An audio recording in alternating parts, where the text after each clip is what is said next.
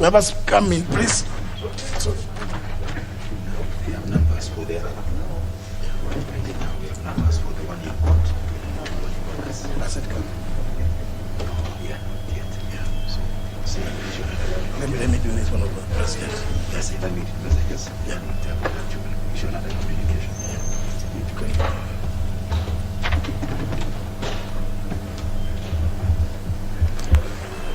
Member for Kilifi North, perhaps you could just stay a bit. You have not even stayed for 1 minute. Order number 3, messages. Member from where, please take your seat. Member from where, please take your seat. I know you like sitting where the member for Meru is sat today.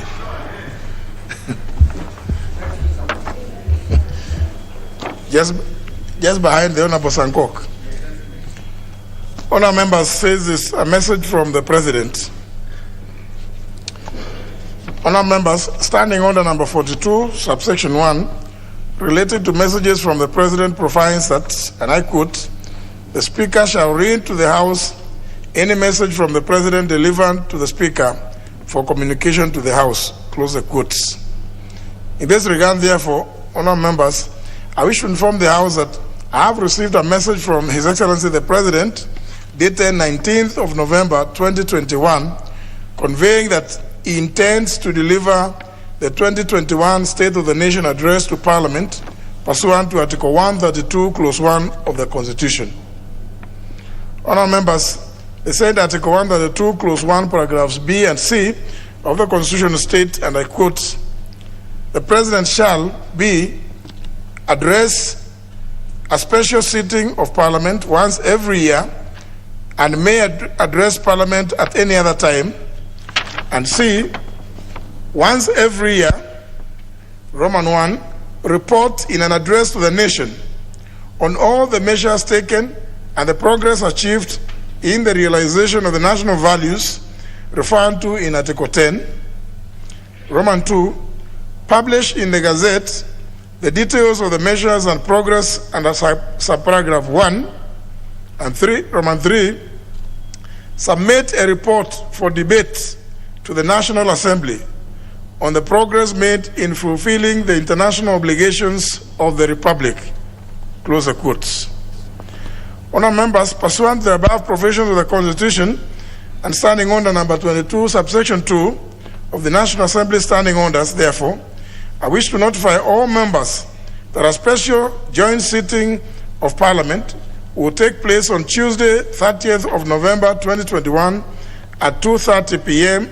in the National Assembly main chamber, Parliament buildings. I'm aware that the offices of the clerks of the Houses of Parliament have since commenced preparations for the day, including official invitations, which will be sent out in the usual manner. I also direct that the clerk to ensure that the notification of the joint sitting is published in the Kenya Gazette for the information of members and the general public. I thank you, honourable members. Honourable members, at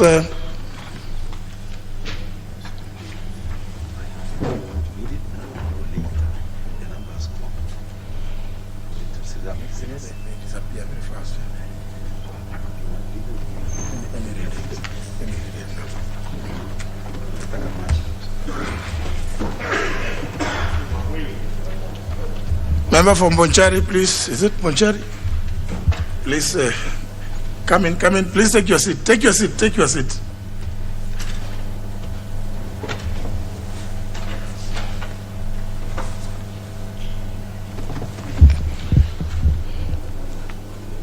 Honourable members, this communication from the chair, being number 46 of 2021, relates to the import of the judgment of the Court of Appeal in Civil Appeal number E084 of 2021 on the legislative functions of the National Assembly. Honourable members, you will recall that last year on the 29th of October 2020, the High Court in Nairobi delivered a judgment that, among other things, purported to nullify 23 acts of Parliament that had been passed by this House. You will also recall that following the High Court judgment, I did issue a communication to this House to the effect that the National Assembly, being dissatisfied with that decision, would appeal the High Court judgment. Honourable members, to this end, I wish to inform you that last week, on Friday, 19th of November 2021, the Court of Appeal, sitting in Nairobi in Civil Appeal number E084 of 2021, delivered its judgment on our appeal and set aside the judgment of the High Court. In particular, the Court of Appeal made several orders. Allow me to highlight part of the orders of the Appellate Court point by point because they have a huge bearing on the legislative processes of this House. Firstly, honourable members, in its decision, the Court of Appeal declared 21 acts of Parliament out of the 23 which the High Court had declared as being unconstitutional for want of Senate participation to be constitutional and valid. It will be recalled that this House passed the same laws without Senate participation on the strength that they did not concern county governments, as they were dealing with functions of the national government under Part 1 of the 4th Schedule to the Constitution, and all were money bill that did not contain provisions affecting the county governments. The Court of Appeal, in its judgment, agreed with this interpretation of the National Assembly and consequently upheld the constitutionality and validity of the 21 Acts of Parliament. In brief, the laws that were declared to be constitutional are as follows. The Public Trustee Amendment Act number 6 of 2018, the Building Surveyors Act number 19 of 2018, the Computer Misuse and Cybercrime Act number 5 of 2018, the Statute Law Miscellaneous Amendment Act number 4 of 2018, the Kenya Coast Guard Service Act number 11 of 2018, the Tax Laws Amendments Act number 9 of 2018, the Statute Law Miscellaneous Amendment Act number 18 of 2018, the Supplementary Appropriations Act number 2 of 2018, the Finance Act number 10 of 2018, the Appropriations Act number 7 of 2018, the Capital Markets Amendment Act number 15 of 2018, the National Youth Service Act number 17 of 2018, the Supplementary Appropriations Act number 13 of 2018, the Health Laws Amendment Act number 5 of 2019, save for the amendments made to sections 3 and 4 of the Kenya Medical Supplies Authority Act, in brackets KEMSA, and the Act made various amendments to health-related statutes on matters relating to health policy, including the Pharmacy and Poisons Act, Cap 244, the Medical Practitioners and Dentists Act, Cap 253, the Nurses Act, Cap 257, the Kenya Medical Training College Act, Cap 261, and the Nutritionists and the Dietitians Act, number 18 of 2007, among others. Number 15, the Sports Amendment Act number 7 of 2019, the National Government Constituencies Development Fund Act of 2015, the National Cohesion and Integration Amendment Act of 2019, the Statute Law Miscellaneous Amendment Act of 2019, the Supplementary Appropriations Act number 9 of 2019, the Appropriations Act of 2019, and the Insurance Amendment Act 2019. Honourable members, as stated earlier, the Court of Appeal declared 21 out of the 23 acts constitutional, and only 2 acts, this being the Equalization Fund Appropriation Act number 3 of 2018 and the Circle Societies Amendment Act number 16 of 2018, were declared to have been unconstitutional. In terms of the objects of the 2 acts, the Equalization Fund Appropriation Act number 3 of 2018 appropriated funds for expenditure by the national government for the direct use of monies from the Equalization Fund. It is therefore a spent law. The Circle Society Amendment Act number 16 of 2018, on the other hand, sought to provide that the Circle Society's regulatory authority may establish and operate an electronic filing system for purposes of electronic filing of the statutory returns and documents or other information required to be furnished to the authority. Honourable members, the Court of Appeal further declared the amendments made to Sections 3 and 4 of the Kenya Medical Supplies Act, Authority Act contained in the Health Laws Amendment Act to have been unconstitutional. Only those two sections.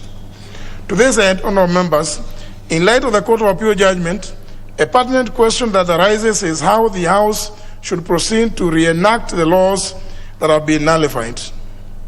With respect to the Equalization Fund Appropriation Act number 3 of 2018, the objectives of the long title of the law reads as follows, and I quote, "An Act of Parliament to authorize the issue of a sum of money out of the Equalization Fund and its application towards the service of the year ending 30th June 2018, and to appropriate that sum for certain public basic services and for connected purposes." Close the quotes.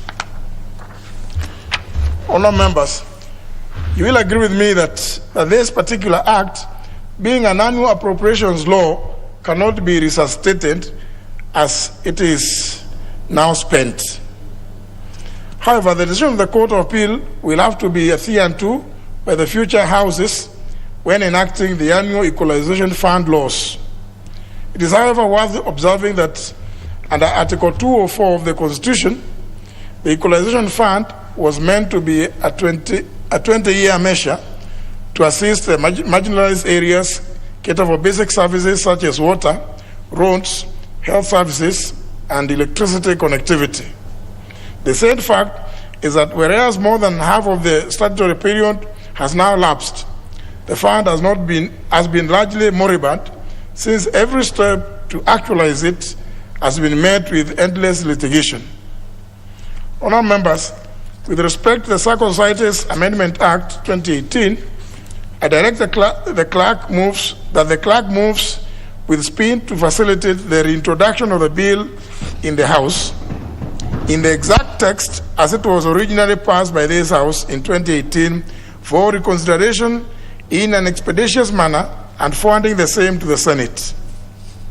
However, with respect to the amendments made to Sections 3 and 4 of the Kenya Medical Supplies Authority Act touching on the functions of the authority as contained in the Health Laws Amendment Act number 5 of 2019, I note that there is presently a Health Laws Amendment Bill 2021 at second reading stage.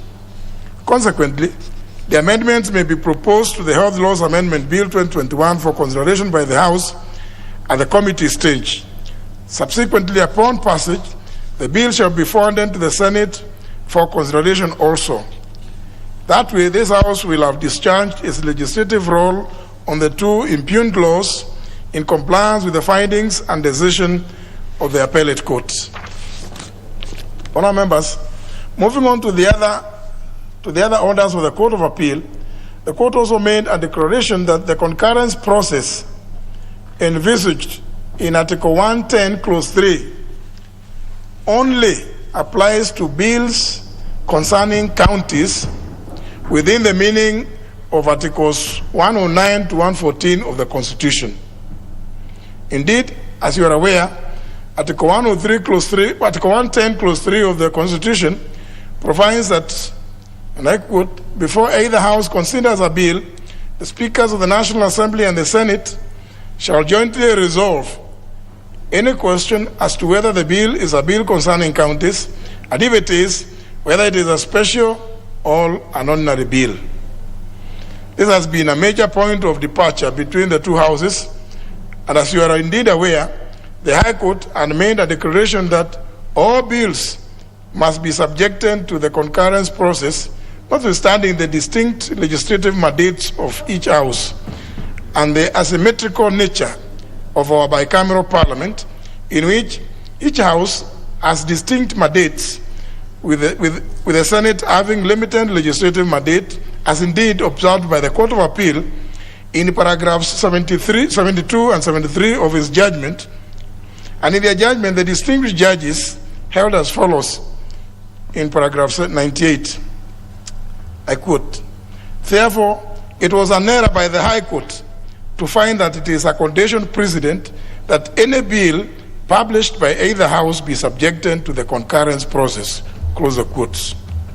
Honourable members, the finding by the Court of Appeal on this matter is that only bills concerning county governments as espoused in Article 110, Clause 1 of the Constitution would be subject to the concurrence process. The court correctly held that Article 110, Clause 3 can only be interpreted in the context of the law-making roles and procedures of the Senate and National Assembly as specified in Articles 109 to 116 of the Constitution. Maybe the members who are at the door gate can come in.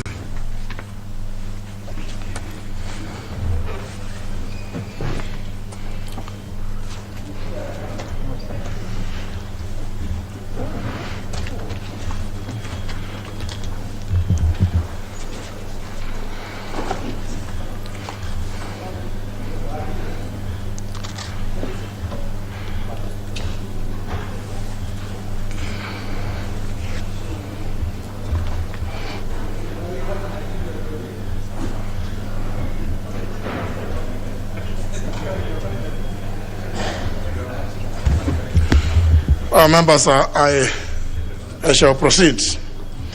In this regard, the Court of Appeal has now settled that Article 110, Clause 3 of the Constitution, and this is important, shall not be applicable on any or every bill that originates from the National Assembly, but only on bills that concern county governments within the meaning of Article 110, Clause 1 of the Constitution. We applaud the Court of Appeal for upholding the provisions of Article 110(3) of the Constitution and the distinct roles of the Houses of Parliament.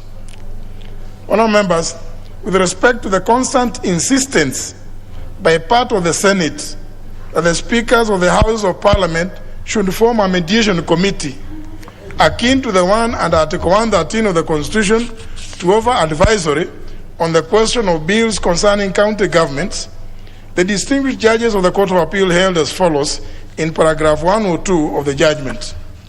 Quote, we however need to point out and clarify that our interpretation of Article 110, Clause 3 leads to a conclusion that the mediation process under Article 113 of the Constitution is not applicable to the concurrence process in Article 110(3). The provisions of Article 113 are clear that they only apply when there is a deadlock in the consideration and passing of ordinary bills concerning counties by the National Assembly and the Senate. The mediation process, therefore, applies during the enactment process of a bill and not before consideration of a bill, which is when the concurrence process under Article 110(3) is relevant. In our opinion, the concurrence process under Article 110(3) is one that is solely and exclusively within the mandate, powers, and control of the speakers of the two Houses of Parliament, who must resolve any question arising as to whether a bill is one concerning counties or not before its consideration. Close the quotes. Honourable members, further, the Court of Appeal also made orders touching on the legislative procedures and rules of this House. Firstly, the Court ordered that any bill or delegated legislation that provides for or touches on the mandate or powers of the Parliamentary Service Commission must be considered by the Senate, as it directly affects the Senate's ability to undertake its constitutional mandate, including its ability to consider bills that affect counties. In this regard, moving forward, in terms of the legislative procedures, any bill that provides for or touches on the mandate or powers of the Parliamentary Service Commission shall be forwarded to the Senate after passage by this House for consideration. Honourable members, secondly, the Court also did make orders in regard to our legislative procedures relating to the rules of this House and I quote, "Where the speakers of the House concur that a bill is one that concerns counties pursuant to Article 1094, the bill must be passed in accordance with Articles 110 to 113, 122 and 123 of the Constitution and the standing orders of both houses, and is not subject to Article 114 of the Constitution." Honourable members, Article 114 of the Constitution is the provision on money bills, and the finding of the court is that where the speakers of the houses agree that a bill is one that concerns county governments, then such a bill shall not be subject to Article 114 of the Constitution. The Court of Appeal, however, observed the following in paragraph 127 of the judgment with respect to money bills, and I wish to quote the distinguished judges. Quote, "It is instructive that unlike Article 1094 of the Constitution, where application of Article 110.3 of the Constitution is expressly required, in the case of enactment of money bills, the Constitution is silent on the involvement of the Senate. As such, it is safe to conclude that all money bills pass through the Speaker of the National Assembly, whether commenced by the Senate or in the National Assembly, for him or her to ascertain whether or not it is a money bill, and all money bills subjected to the Budgetary Committee, dependent upon their outcome, are passed by the National Assembly without reference to the Senate." Close the quote. Honourable members, I also note that the High Court, in its judgment, and also declared the National Assembly standing under 143, which requires bills originating from the Senate to be subjected to the money bill determination, as offending the Constitution. The Court of Appeal did not, however, make any determination on standing order 143, as it was not part of the items that were set for determination at the appeal. Indeed, the Court of Appeal also observed in paragraph 260 of this judgment as follows, and allow me to quote, "We note that there was no appeal in respect of standing order number 143, clause 2 and to 6, which was also declared and considered by the High Court. This being the case, there was nothing for us to determine in this regard." Honourable members, in light of the foregoing, the High Court judgment which declared National Assembly Standing Order 143 and Constitution still stands. Additionally, I also note that the Court of Appeal in its orders also declared that provisions of Standing Order 121, subsection 2 of the National Assembly Standing Orders, which provide for the procedure for consideration of bills concerning county government, is inconsistent with Articles 1094 and 110 to 113 of the Constitution, and therefore null and void. Honourable members, to this end, it may be prudent that the Procedure and House Rules Committee, which is currently undertaking a review of the standing orders, does also undertake a review of standing orders 121 and 143 with a view to aligning them with the Constitution as guided by the court decisions. Honourable members, finally, the Court of Appeal also did make a determination on our cross petition, which we had filed in the High Court. You will indeed recall that the National Assembly had also filed a cross petition in the High Court seeking, among other things, the following declarations on a number of constitutional questions which are of concern to the members of this House. One, we had sought in the cross petition a declaration that the Senate had a limited role of oversight of state and state organs under Article 145 of the Constitution, limited to considering and determining any resolution to remove the President or the Deputy President. Two, a declaration that to the extent that the Senate has established committees duplicating the mandate of the committees of this House and purporting to exercise oversight over matters that fall in the exclusive domain of this House, the Senate of Kenya is in violation of the Constitution. Three, we had also sought a declaration that the Senate purported action of establishing and facilitating and or causing to be facilitated committees duplicating the mandate of the committees of the National Assembly and county assemblies amounts to imprudent and irresponsible spending of public money contrary to Article 201 of the Constitution. Fourthly, we had also sought a declaration that the National Assembly and the sole mandate of approving persons nominated by the President as state or public officers to serve in state office and public office in the national government.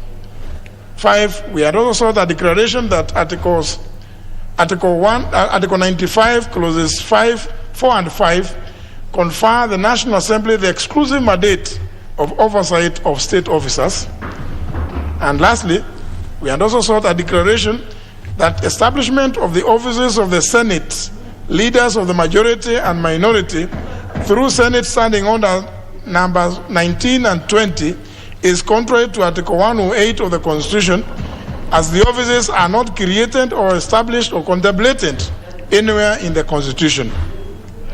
Honourable members, it is notable that the High Court converted the National Assembly's cross petition to a response to the consolidated petition and failed to consider the issues raised therein. In this regard, the Court of Appeal held that the cross petition raised significant constitutional issues, and the High Court ought to have given procedural guidance on dispensing with the issues. To this end, the Court of Appeal, in its judgment, made the following order, and I quote: "We hereby remit the appellant's cross petition filed in Nairobi High Court Constitutional Petition number 284 of 2019 back to the High Court for consideration and determination of prayers numbers 7 to 22 of the cross petition." Close the quotes. Honourable members, in light of the foregoing, I will be giving directions to the Clerk of the National Assembly and our legal counsel on how to proceed as with respect to implementing the orders of the Court of Appeal in this regard. Honourable members, having highlighted the orders of the Court of Appeal, and even as we proceed as guided by the Court of Appeal, allow me to also note that there may be ensuing issues arising from the manner in which the Senate had applied the High Court judgment, which has since been set aside. One of the ensuing issues was the erroneous interpretation and application by the Senate of the High Court judgment, where it did proceed to republish bills when this House was already seized of similar Senate bills which were undergoing consideration at different stages by the committees and the House. Honourable members, as I have guided this House before, I shall stand guided by the reports of the relevant committees considering similar versions of Senate bills on their determination on which of the bills should be proceeded with and accorded priority in the House. The other ensuing issue arising from the erroneous application of the High Court judgment is in respect to the National Assembly bills in the Senate, whose consideration the Speaker of the Senate had halted on the grounds that no resolution had been made between the two speakers in terms of Article 110, Clause 3 of the Constitution. To this end, and in light of the Court of Appeal judgment, I shall be consulting my distinguished colleague and counterpart in the Senate for reconsideration of his decision halting the consideration of the National Assembly bills in the Senate. In this regard, I have in mind the Kenya National Library Service Bill 2020, the Parliamentary Pensions Amendment number 3 Bill 2019, the Public Service Values and Principles Amendment Bill 2019, the Cancer Prevention and Control Amendment Bill 2020, the National Youth Council Amendment Bill 2019, whose consideration was stopped in the Senate.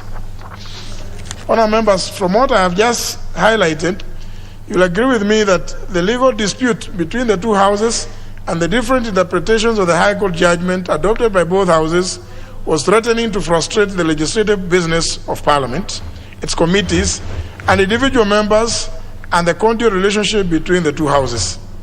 It had also threatened to negate the legislative authority of the institution of Parliament as provided for in Articles 94, 95, and 96 of the Constitution. Honourable members, I must therefore commend the judges of the Court of Appeal for settling all the pertinent constitutional issues, and more so for upholding the Constitution and the High Court decision in the famous Pevans East Africa case by applying, in brackets, the pith and substance test to establish whether a bill concerns county governments. Please join me in lauding the members of this House who have been instrumental in offering counsel on the matter, the Clerk of the National Assembly, our internal and external counsel for their contributions and enriching submissions to the case, which made it a success. Honourable members, I am however cognizant of the fact that the judgment of the Court of Appeal does not call for celebrations, as it is not a case of who has won or who has lost. It calls for sobriety. More so, it should be seen as a learning lesson for both houses to live in committee and restrain from taking each other to court. Indeed, when we drag each other to court, it is the people of Kenya who lose. Yet they are the very reason that the two houses were established. When legislative processes of either house stop, it only means that Parliament cannot use or exercise its legislative power to respond to the issues of concern to the people. I therefore call on both houses to work together and collectively serve our people, remembering that in the end, whenever there is a court dispute between houses, it shall never be a question of which house won, but rather, how did Wanjiko lose? Consequently, with the citizen in mind as Parliament, we must therefore always find ways of amicably settling our disputes outside of the courts. To this end, I will continue engaging my distinguished colleague and counterpart in the Senate with a view to unlocking any impulse that may arise in the legislative processes. Honourable members, in summary, following the decision of the Court of Appeal, my guidance is as follows. 1, that the leader of the majority party or the Departmental Committee on Trade, Industry and Cooperatives reintroduces a bill for an act of Parliament to amend the Circle Societies Act as contemplated in the Circle Societies Amendment Act number 16 of 2018, which was declared unconstitutional by the Court of Appeal, for expeditious reconsideration by the House. To ensure expedited processing of the said bill by the House, the republished bill is not to contain any matters outside the impugned Act. 2, that in respect to the amendments made to sections 3 and 4 of the Kenya Medical Supplies Authority Act, as contained in the Health Laws Amendment Act number 5 of 2019, the Departmental Committee on Health does consider proposing the amendments to the Health Laws Amendment Bill 2021 at the committee stage for consideration by the House. 3, that the bills which after passage by this House and referral to the Senate were stopped from proceeding at the Senate be resent to the Senate for its consideration and decision in light of the interim orders given by the Appellate Court on 2nd February 2021 and the final orders given on the 19th of November 2021. This includes the Kenya National Library Service Bill 2020, Parliamentary Pensions Amendment number 3 Bill 2019, the Public Service Values and Principles Amendment Bill 2019, the Cancer Prevention and Control Amendment Bill 2020, and the National Youth Council Amendment Bill 2019. 4, that as part of the ongoing end-term review of the standing orders, the Procedure and House Rules Committee undertakes a review of standing orders number 121 and 143 with a view to aligning the provisions with the Constitution as guided by the appellate courts. In the meantime, we will be guided by the text of the judgment of the appellate courts. Number 5, that with respect to the orders of the Court of Appeal regarding the cross petition number 284 of 2019 by the National Assembly, in which the National Assembly sought about 16 declaratory orders against the Senate, I will be giving direction to the Clerk of the National Assembly and our Council on how to proceed to implement the order of the Court of Appeal. The House is accordingly informed and guided. I thank you, members.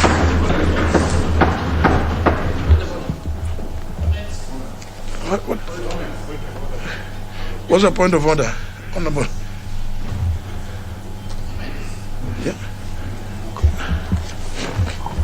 Mr. Speaker, I really want to thank the Court of Appeal, the Speaker's office, the Clerk's office, because, Mr. Speaker, out of the 21 statutes out of the 23 which were challenged by the Speaker, 21 the Court of Appeal has confirmed to be constitutional. Mr. Speaker, all those 23 had my signature as the leader of majority. In fact, the Senate challenged only the government bills. And Mr. Speaker, for 7.5 years, I was the leader of majority under your leadership and the clerk. We were arguing and saying that the Constitution of Kenya 2010 was very explicit on the roles of a bicameral parliament, Mr. Speaker. That, Mr. Speaker, the Constitution of Kenya had given the Senate very limited mandate. And this judgment, Mr. Speaker, of the Court of Appeal is very clear, and it has placed the Senate in its place within the reading of the Constitution. But, Mr. Speaker, if you read the legislative powers from Article 109 all the way to Article 114, it is very clear, crystal clear, day and night, the drafters of our Constitution knew what they were saying. And that's why, Mr. Speaker, today we can say that the Senate never again will they encroach on the National Assembly mandate. Mr. Speaker, it is very clear, and you have said it a number of times, that the Constitution said any bill can originate, a member of parliament can originate any bill in the bicameral parliament. The function of budgetary and taxation and the finance bill was exclusively an appropriation bill for the National Assembly. The vetting of public and state officers, it is very clear, Mr. Speaker, in the Constitution. And, Mr. Speaker, you have seen it over and over again, that there are committees of this House mandated by the Constitution, not even the standing orders, that are being duplicated in the Senate. Speaker, the people of Kenya, and I have nothing against the Senate. In fact, in 2011, in the 11th Parliament, we said even the leadership of this country, they knew the reason. Those who came to the National Assembly, they knew why they were coming to the National Assembly. They knew the powers of the National Assembly. And those who went to the Senate, and you know the first Senate, Mr. Speaker, was more like a house of old men. That's why you saw the Professor Anyang' Nyong'o, the Kiraitu Murungi, the Yusuf Haji, the late Yusuf Haji. You know, those are the pioneers of the Senate. Now, the young, energetic members who went to the Senate realized, you know, Senator Hassan Omar, Boni Khalwale, they realized that this House has no mandate, has no powers. So, Mr. Speaker, the Constitution is very, very clear. Mr. Speaker, the other issue that which we did, which was very important, Honorable Badi now will agree with me, for 7 years, we were dealing with this matter of the cross petition, whether the officers of leadership was provided for in the Constitution, the leadership in the Senate. And the Speaker, I hope the Auditor General is watching this issue, that the leader of majority and the leader of minority is provided for in Article 108. Ideally, the leader of minority in this House is supposed to be in charge of his numbers, the minority side in the Senate. And Honorable Kimunya is supposed to be the leader of majority in both houses. So, Speaker, that is what the Constitution says. So, Mr. Speaker, what happened? What happened? People decided to use the Senate standing orders. And based on this, I really want to say that the High Court, this matter was very good, Mr. Speaker. We asked the Attorney General of the Republic of Kenya, the Attorney General Emeritus, Professor Gidi Mugai, and the current one, please, can government, because we saw ministers, Minister for Interior, Minister for Foreign Affairs, appearing in the Senate. So we asked the Attorney General, can you initiate? But, Mr. Speaker, this cross petition by the National Assembly concerning the establishment of these offices, we need to pursue it. We need to pursue it, and those leaders who occupy those offices, past and present, must be surcharged for all the monies. The Auditor General must surcharge them. Mr. Speaker, the ball is in you. If you choose the Senate, you choose a House. It's not like the Senate of the US. So, Mr. Speaker, this is a momentous day. Article 110 3 is very clear. And Mr. Speaker, now you must use your powers. You only decide where the question arises. Yeah, bills of this House should not just go to the Senate. A decision now will be by the Speaker. I beg to ask you, Mr. Speaker, finally, last week I asked you on the Article 132, the President's address, which is very important constitutional day. No, we've addressed the issue. We've addressed that. Yeah, we have addressed. The earlier communication was about announcing that decision, but we are still following with waiting for the technical advice. So far they have said we maintain the numbers, but we will be able to observe social distance. Honorable Wamalo.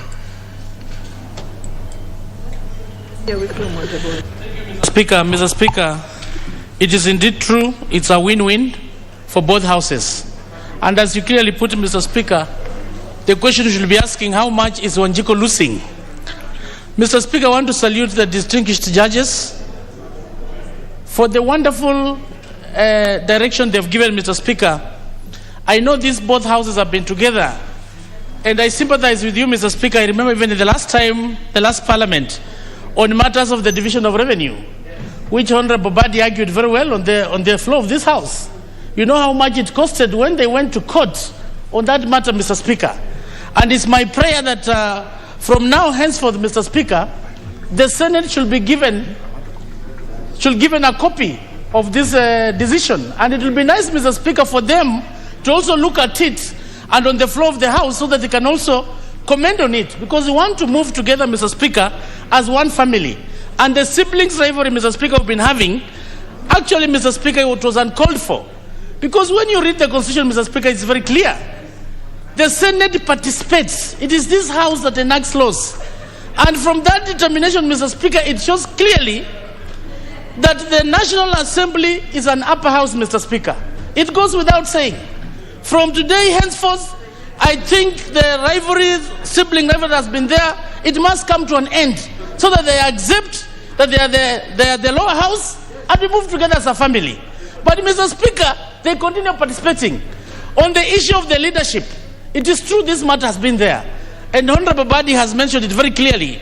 And I think in Article 226, anybody maybe has consumed the money, they should be surcharged.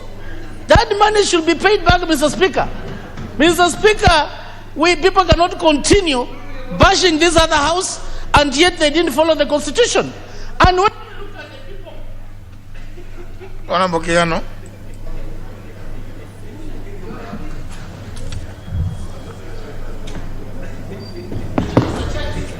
Thank you, Mr. Chairman. Mr. Speaker, in effect, although the circumstances call for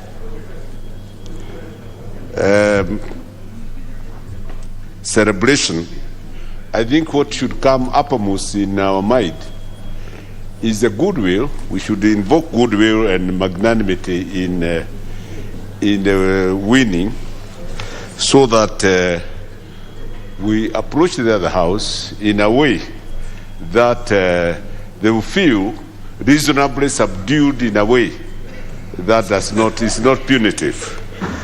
Because I think just like the Bible, our Bible tells us that litigation all the time is not solution to matters. Equally, Mr. Speaker, we have there is a matter that is not touched, that was remitted back to the High Court. That matter concerns the conflict between the committees. Recently, Mr. Speaker, we have one occasion where the Chief Justice refused to appear before the Senate on the basis that these matters had already been decided and deliberated on by my committee in the National Assembly. So this is a very urgent matter that the conflict now, apparent committee conflict appearing between the committees, should be resolved. So the hearing in the appeal, I think the ranking member Honorable Undo. Honorable Speaker, thank you for this opportunity. I think I want to go on record that indeed, since I came here, I have literally wondered, what is the role of Senate? I had an opportunity to read the Constitution, and my understanding was very clear. They were supposed to participate in lawmaking in strictly matters relating to the counties. Where they got the audacity to believe they can actually deal with all matters in this country was something that has always baffled me for so long as I've always been here. Many occasions when we have had meetings with them, it has always ended up in such a acrimonious manner. Honorable Speaker, I remember went for the mediation in the Land Use and Fiscal Planning Act, plus the one for value rating.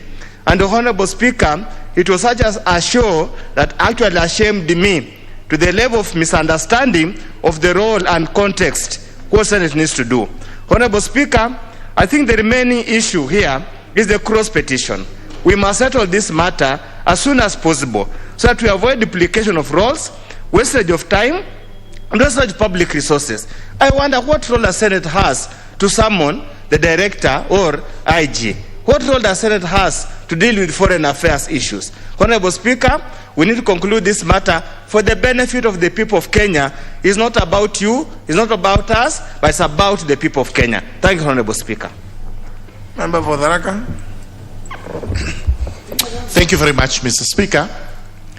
Mr. Speaker, let me begin by saying that this is one of the best decisions that the Court of Appeal has produced this year. The first one was actually the BBI, and this is the second one. Number two, this decision would actually go into our universities where our children, using the principle of stare decisis, use that decision for purposes of scholarship. Thirdly, the Senate has actually, and they should understand its place, that in as far as matters national are concerned, this is a preserve of this House. Mr. Speaker, allow me to wave into the cross appeal, which now becomes a substantive suit in the High Court. First and foremost, I commend you, Mr. Speaker, because you've been asking what roles these Senate officers are doing when actually the Constitution is silent on them.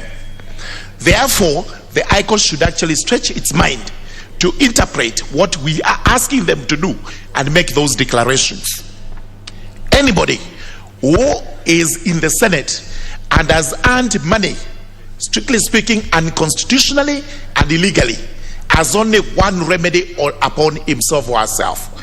It's a surcharge by the government, and the money should actually be refunded or recovered. Thank you. Member for Kisumu Town West. Thank you, Mr. Speaker. Mr. Speaker, thank you very much for not just highlighting the judgment of the Court of Appeal, but analyzing it and dissecting it in a scholarly and lawyerly manner. You made it clear for even non-lawyers in the Senate to understand that judgment clearly. Mr. Speaker, you have been very modest in saying that there's no winner.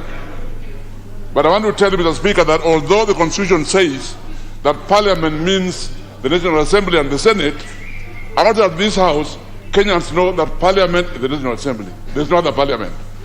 They call us MPs, and they call the other House senators. That is a fact. Mr. Speaker, we must commend our legal department. They have done a very good job in coordinating with external lawyers. And I'm proud, many of them were now leading that directorate, were interviewed in the 10th Parliament by myself and others when I was a commissioner. They are doing an exemplary job in the legal department. And this judgment is going to make it clear to the other House that actually they are boxing above their weight. That is a fact they must understand. Mr. Speaker, this judgment is superb in all respects.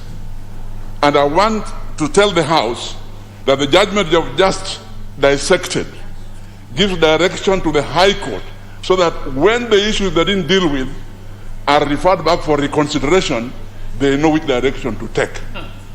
Mr. Speaker, if there's anybody in the Senate who is imagining that they should take this matter further to the Supreme Court, they'll be wasting public money and judicial time.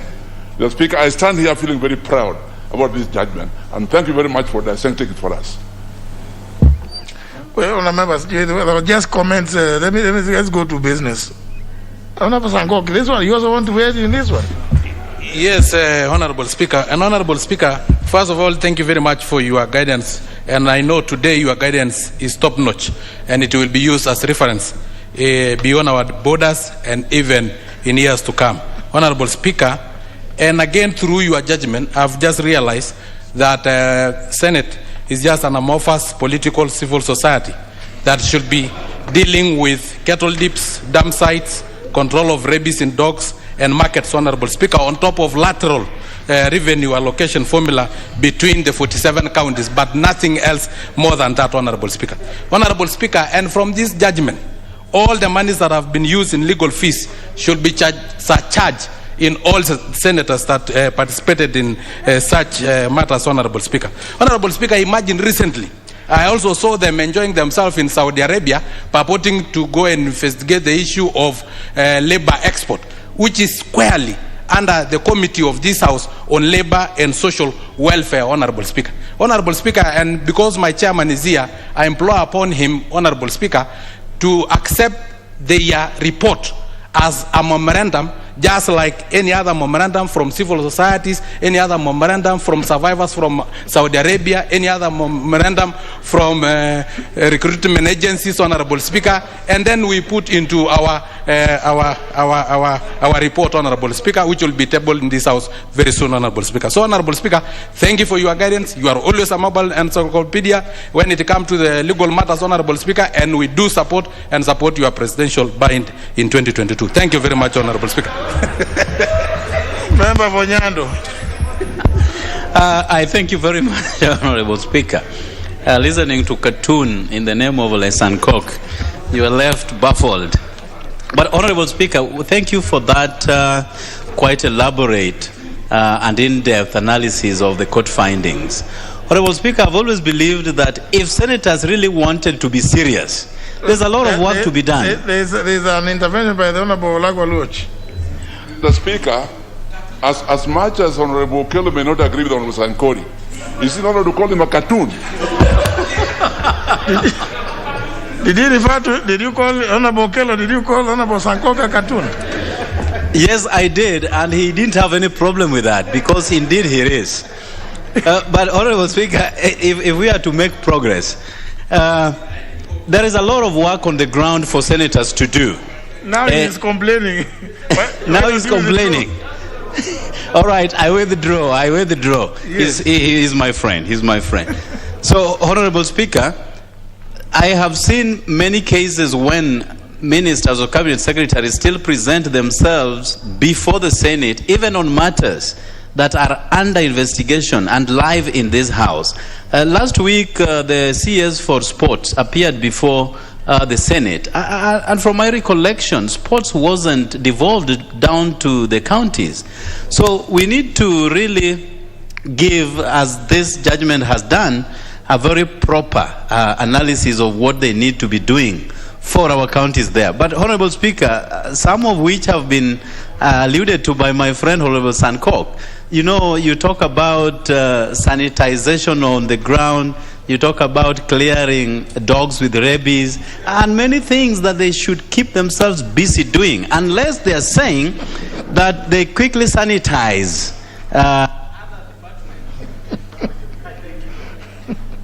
Now, no, members, let's proceed now with business.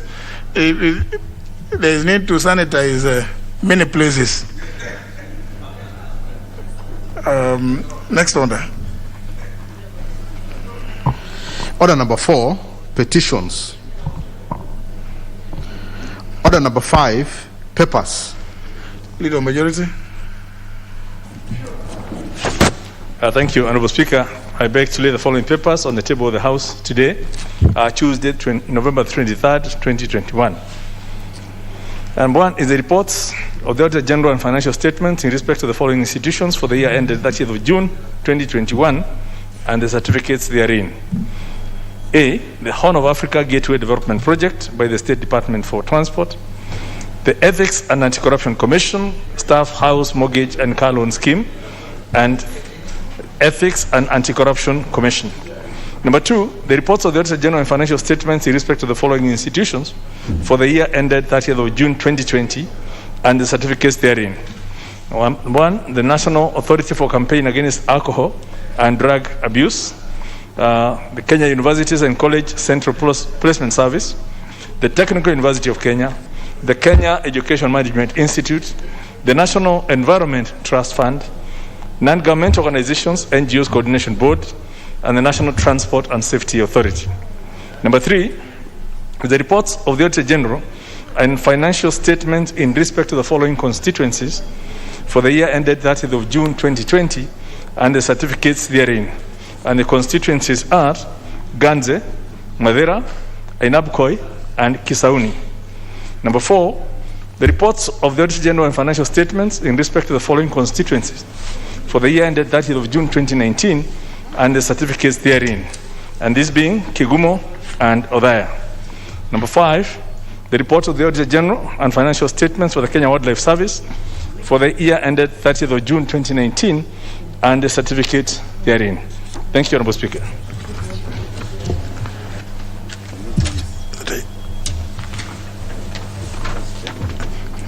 The Vice Chair, Budget and Appropriations Committee. Was that Honorable Shinali?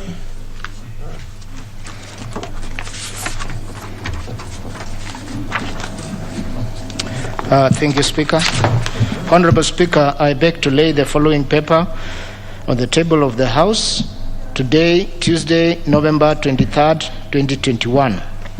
Report of the Budget and Appropriations Committee on its consideration on the County Government's Grants Bill, Senate Bill number 35 of 2021.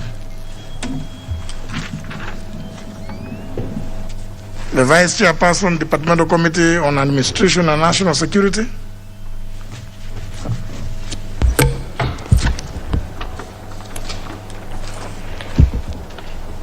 Thank you, Honorable Speaker. I beg to lay the following papers on the table of the House today, Tuesday, November 23rd, 2021. Report of the Departmental Committee on Administration and National Security on its consideration of the public petition regarding gazettement of Kitui as hardship area, 2, public petition regarding accessing national identity cards by the Nubian community, and 3, fact-finding reports regarding forceful eviction of the resident of Nduguini, Makima, ward of Mbere South constituency. Vice Chair, Trade, Industry and Cooperatives Committee. Thank you, Mr. Speaker. I beg to lay the following paper on the table of the House today, Tuesday, November 23rd, 2021. Report of the Departmental Committee on Trade, Industry and Cooperatives on its consideration of the Kenya Industrial Research and Development Institute Bill, National Assembly Bill number 44 of 2020. Thank you. Finally, the Chairperson, Departmental Committee on Finance and National Planning. Thank you, Honorable Speaker. Honorable Speaker, I beg to lay the following papers on the table of the House today, Tuesday, November 23rd, 2021. Reports of the Departmental Committee on Finance and National Planning on its consideration of the Senate amendments to the Public-Private Partnerships Bill, National Assembly Bill number 6 of 2021. The Asian Widows and Orphans Pensions Repeal Bill, National Assembly Bill number 29 of 2021, the Provident Fund Repeal Bill 2021, National Assembly Bill number 30 of 2021, the Public Procurement and Asset Disposal Amendment Bill 2021, National Assembly Bill number 32 of 2021, the Public Procurement and Asset Disposal Amendment number 2, National Assembly Bill number 36 of 2021. I thank you, Honorable Speaker. Next order. Order number 6, notices of motion. Honorable Fatuma Gedi. Thank you, Mr. Speaker. I beg to give notice of the following motion, that this House adopts the report of the Departmental Committee on Administration and National Security regarding forceful eviction of the resident of Nduguini Makima Ward of Mbere South Constituency, laid on the table of this House Tuesday, November 23rd, 2021. Thank you, Mr. Speaker. Next order. Order number 7, questions and statements. First question by the member for Kajiado North, Honorable Manje. Thank you, Speaker. My question is question 449 of 2021 to the Cabinet Secretary for Health. Could the Cabinet Secretary explain the whereabouts of an infant who had been abandoned, later rescued on 5th October 2021 in Ongatarongai area, Kajiado County, and taken to Nairobi Women Hospital, Ongatarongai branch, in the same town for medical treatment, but later reported missing from the hospital a few days thereafter? What measures does the ministry have to ensure that medical institutions and facilities are able to account for unidentified persons who are taken in for treatment?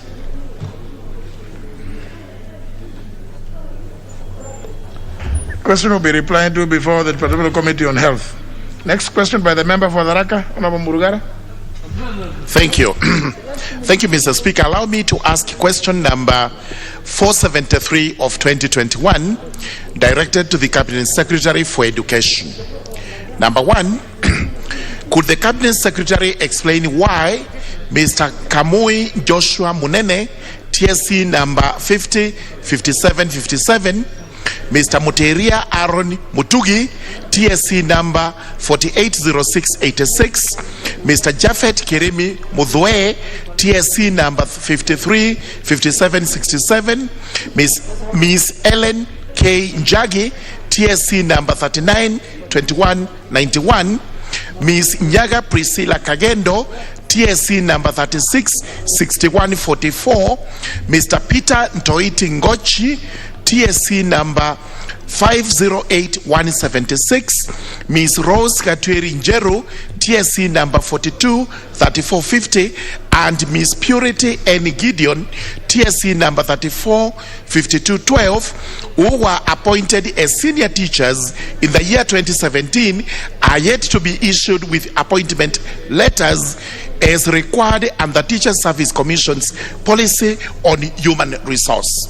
Number 2, could the Cabinet Secretary state the timelines within which their respective appointment letters shall be released to them? Thank you, Mr. Speaker. Question will be replied to before the Departmental Committee on Education and Research. Next question by the member for Meru County, the Honorable Bishop Kawira Mwangaza.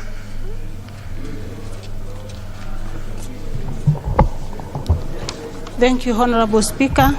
My question is 476 of 2021 to the Cabinet Secretary for Labor, Social Security and Services. Number 1, could the Cabinet Secretary explain the process of implementation and disbursement of the Inua Jamii Cash Transfer Program in Meru County? Number 2, could the Cabinet Secretary provide an updated list of the beneficiaries of the program in Meru County and also state the eligibility criteria to enable potential applicants to submit the application details? Number 3, what measures has the ministry put in place to ensure timely disbursement of funds to the beneficiaries of this program in Meru County? Thank you, Honorable Speaker. Question will be replied to before the Departmental Committee on Labor and Social Welfare. Last question by the member for Wudanyi, the Honorable Danson Mwashako Mwakuoma. Thank you, Honorable Speaker. I raise to us a question number 489 of 2021 to the Cabinet Secretary for ICT, Innovation and Youth Affairs. Could the Cabinet Secretary provide names of all firms which own communication masts and installations at the Vuria Hill in Wundanyi constituency?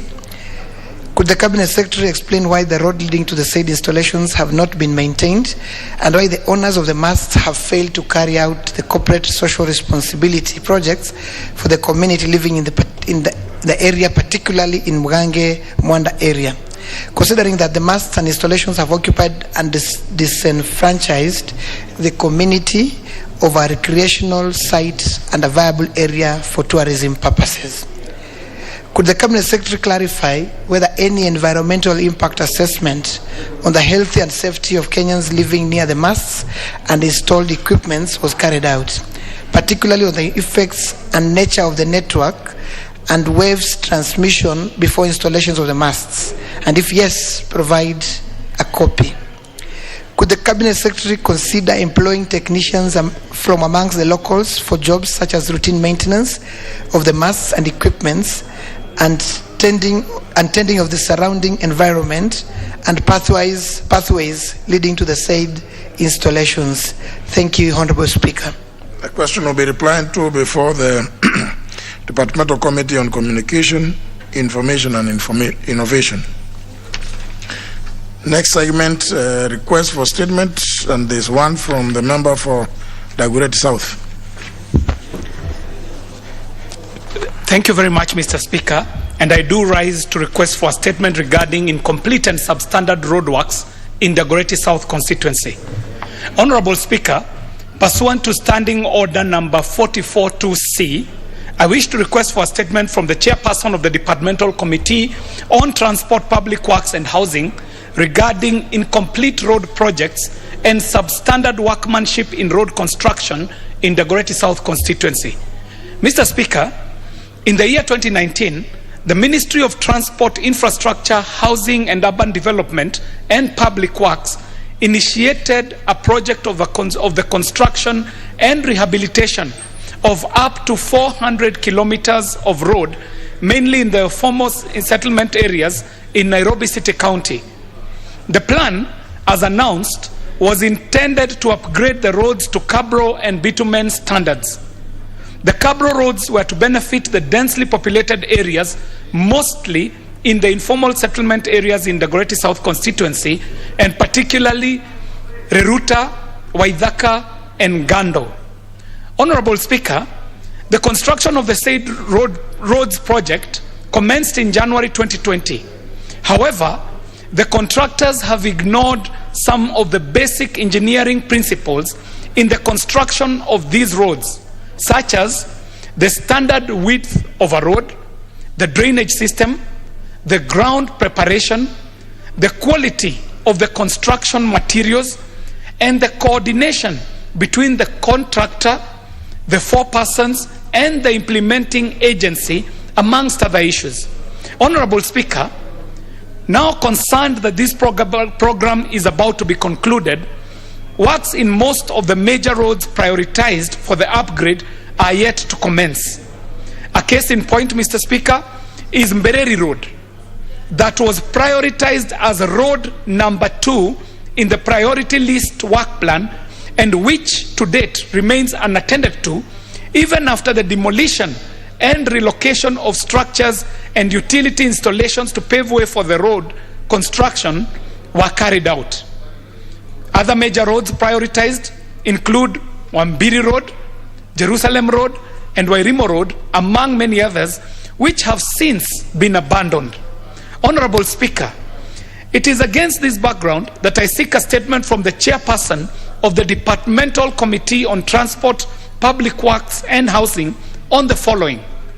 1, Mr. Speaker, could the Chairperson provide the status of the roads project in Dagoretti South constituency, which were prioritized in this program by the Ministry for upgrade to bitumen or Cabro standards? 2, what are the timelines for the completion of the said roads project? And 3, Mr. Speaker, what measures are in place to ensure the quality of these roads that are being constructed? Mr. Speaker, I do profusely thank you. I signed these on the 11th, on the 17th of November 2021. Thank you very much, Mr. Speaker. Chairperson. Vice Chair. Request to be channeled through the office of the Leader of Majority. Next order. Order number 8, the Radiographers Bill, National Assembly Bill number 47 of 2019, second reading. Question to be put.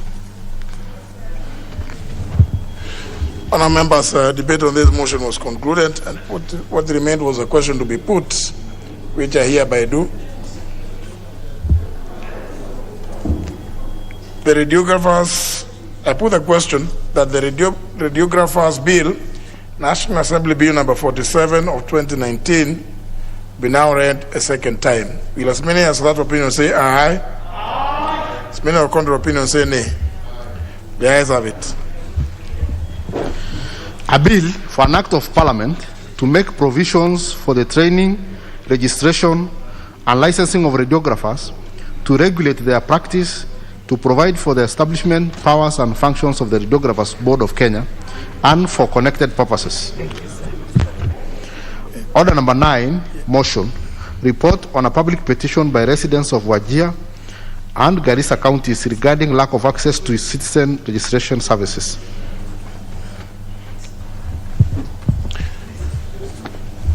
Members, again, debate on this motion was concluded. I therefore put the question, which is that this House adopts a report of the Departmental Committee on Administration and National Security on its consideration of a public petition by residents of Wajir and Garissa counties regarding lack of access to citizen registration services, laid on the table of the House on Wednesday, August 11th, 2021. Will as many as of that opinion say aye? Aye. As many as of contrary opinion say nay? The ayes have it. Order number 10, motion, consideration of Senate amendments to the Public-Private Partnership Bill, National Assembly Bill number 6 of 2021.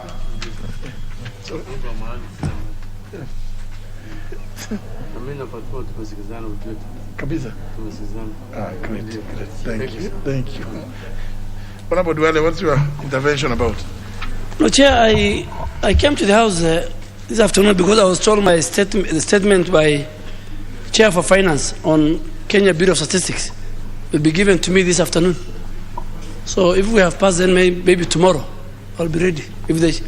I got an email from the clerk to that committee.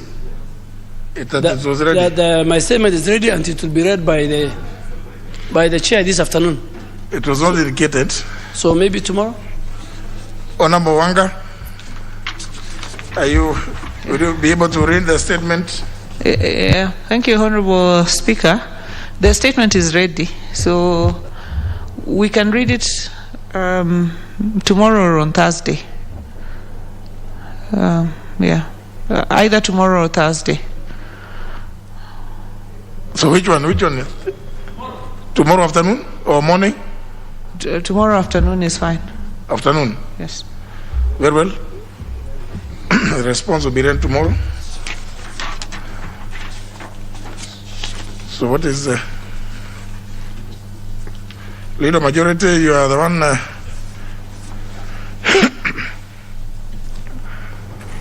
Thank you, Honorable Speaker.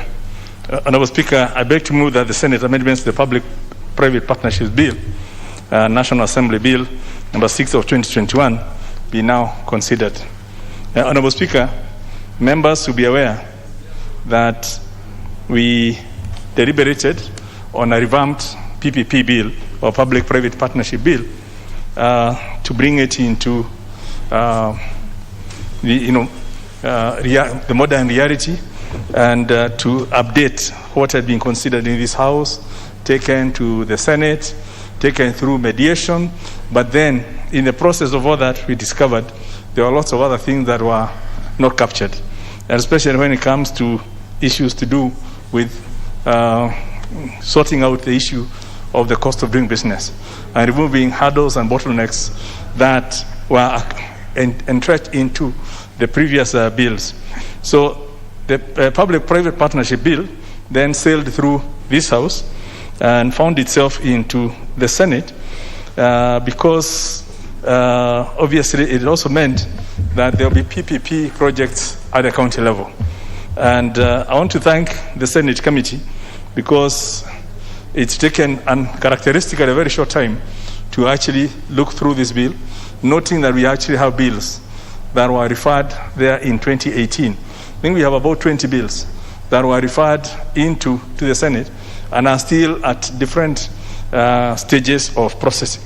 But on this, the reason to the occasion and proved that with goodwill, in fact, even the 20 could well have been processed.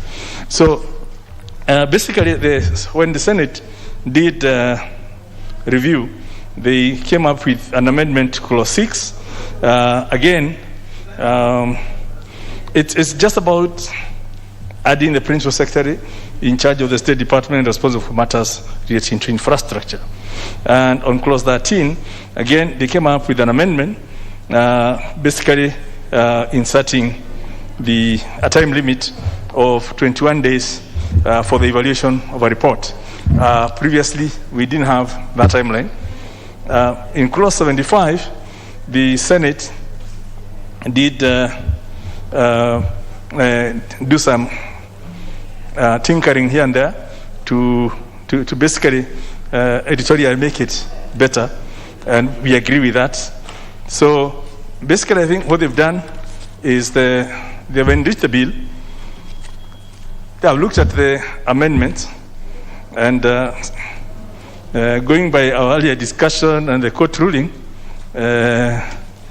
you actually will be surprised that really there's no amendment that has been brought here that relates to functions of counties or the counties or county government.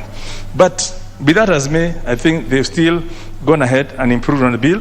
We've had discussions with the Treasury, and I'm sure the committee will confirm, and we can live with this amendment rather than go through a to and from situation, which will then lead to mediation, and we don't have the luxury of that time.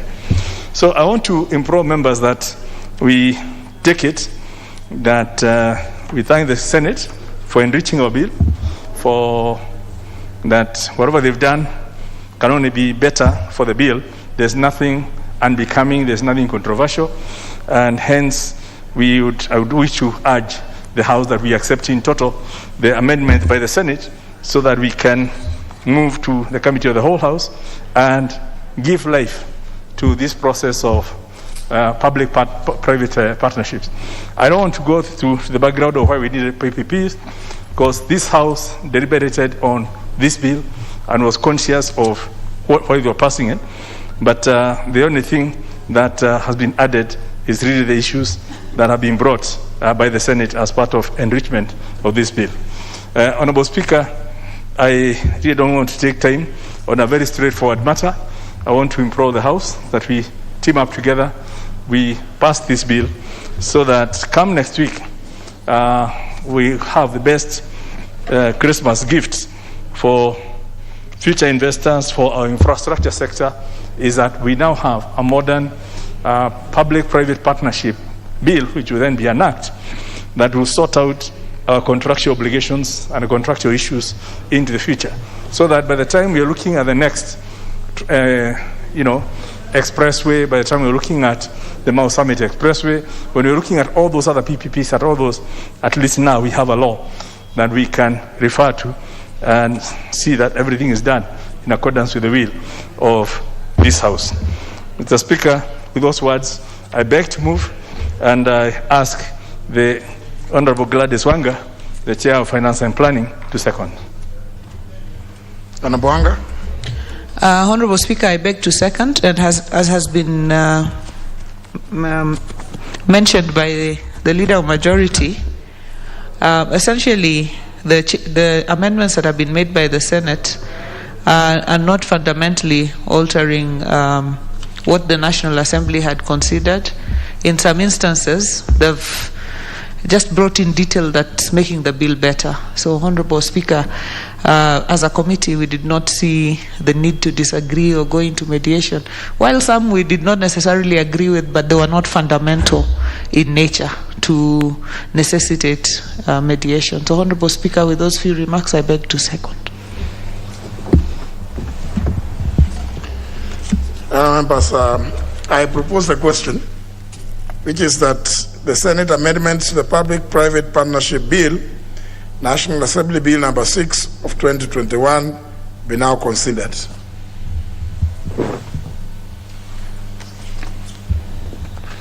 The Honorable Undo.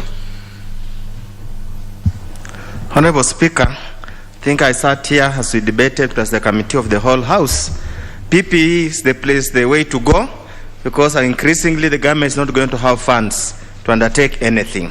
But probably the most important, that by accepting all the amendments that are proposed, we are sending a very clear message to Senate that we are not interested in sibling rivalry. What is good for Kenya is good for Kenya. And I want to implore members that let us pass those amendments, because we have so many pending projects in the pipeline that requires to be funded. This Kenya has to develop, and we have to develop in a hurry. We have no luxury of time. With those few remarks, Honorable Speaker, I support.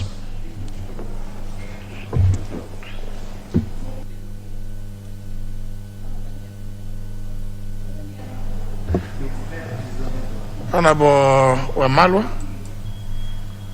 Honorable Sakwa Bunyasi. Mr. Speaker, this is in respect to the earlier process. I was going to request the Chair for Finance to confirm when she will table the public debt bill. She said she would almost read it, so it's not on this. Thank you. Honorable Soti, on this one. Mr. Speaker, I think I want to contribute to the next item. Okay. On this one. Honorable Wangwe. Honorable, I'm just following the request. Honorable Lesonet. Thank you, Mr. Speaker, for this opportunity. Mr. Speaker, this bill, we need it like yesterday, Mr. Speaker, so that private sector can commit resources towards large investments and large projects, Mr. Speaker, and especially projects, Mr. Speaker, that have a way of raising its own money. And it is the reason, Mr. Speaker, that I stand here today to support. And Mr. Speaker, and as we do that, we also need to encourage the county governments, Mr. Speaker, that for them to be able to give out and have first-class facilities, specifically in medical, large water projects, Mr. Speaker, roads at the counties which make commercial sense, they need to go this way, Mr. Speaker, this way of public-private partnership, so that they don't just rely on the equitable share or on funding from national government for them to do projects that will impact on lives now. Mr. Speaker, this would also enable the government, the national government, and equally the county governments to channel resources which would otherwise have gone into large projects to social projects, Mr. Speaker.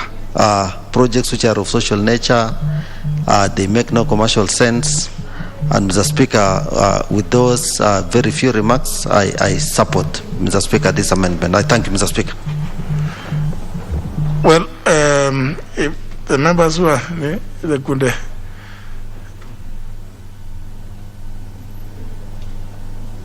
I take it that there are no more contributions. Maybe now, since there's nobody else who has made a request, move her to reply. Honorable Kimunya. Honorable Speaker, I really want to thank members for their brief contribution to this bill, and it shows the depth of interaction and interrogation of the original bill when it was in this House, and the faith they have in us convincing them that we are happy with what the Senate has done. So I want to thank members, and once again also to thank the Senate for the speedy consideration of this bill, and ask them to also speedily process the other bills that are in the Senate, so that we can close the year with all the work that's been done by the National Assembly turning into law, and hopefully all the work that's been done by the Senate also turning into law before we are back for the next session. With those few remarks, I reply. Fellow honour members, we are still proceeding to the next stage of the bill.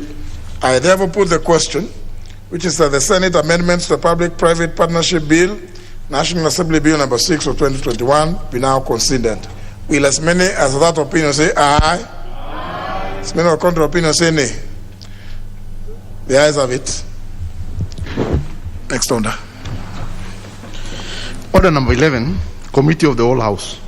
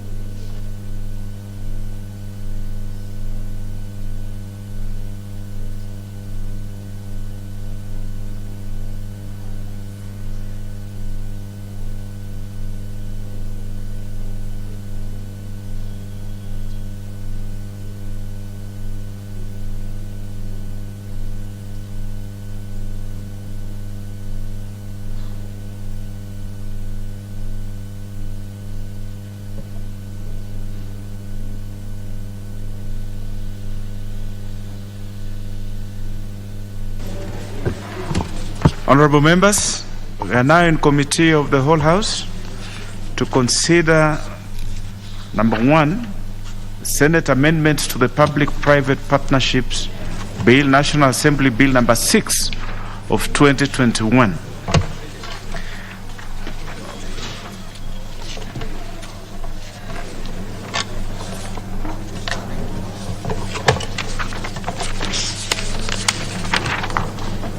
There are not too many.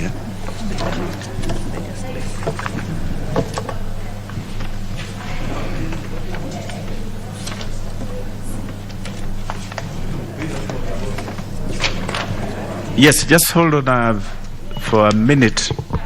We just put a table here in order. We are ready. Okay, so we will start.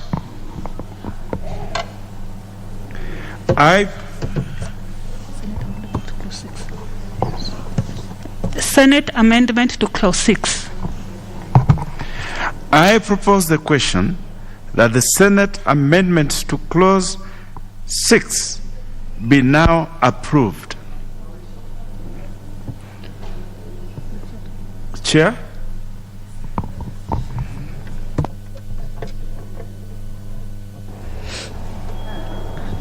Thank you, Honorable Chair. Should I say that it should be approved?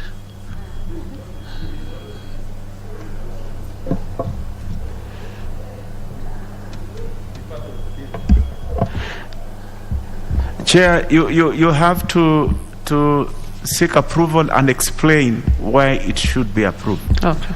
Yes.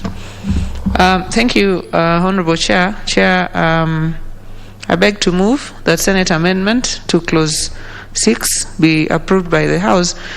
Essentially, we had made a proposal or an amendment to remove the principal secretary serving in the State Department for Infrastructure from the membership of the committee, the privatization committee. The reason is there are several projects. There could be water, energy, and so on. So we thought these PSs should be added on needs basis. But Senate disagreed and said we should return the one in charge of infrastructure, probably because most PPPs are infrastructure related. So Honorable Chair, we agree and we beg that it is approved. I beg to move.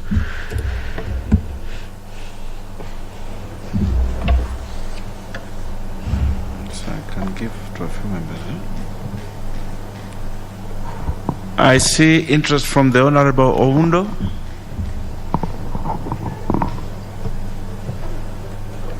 Honorable Chair, as much as the amendment looks harmless, and this probably indicates the limited understanding of PPP in generality, because we are going to have very many projects that probably are not physical in nature, that are going to be initiated under private-public partnership. But as we have said, in the spirit of accommodating our Senate colleagues, let it go through. But I foresee we might have to amend, because there will be so many other projects in other sectors that require the cooperation. That's why the House had made on a need-to-need basis. But nevertheless, we let it go. The Honorable Bunyasi. Thank you, respectfully. I was waiting for this, but I had something small to say on this. I think the experience to date has largely been in the large infrastructure, both transport, but also water, for example. So I guess it's in energy. So I guess that it's in that spirit that this is going forward. I also think we should go with it.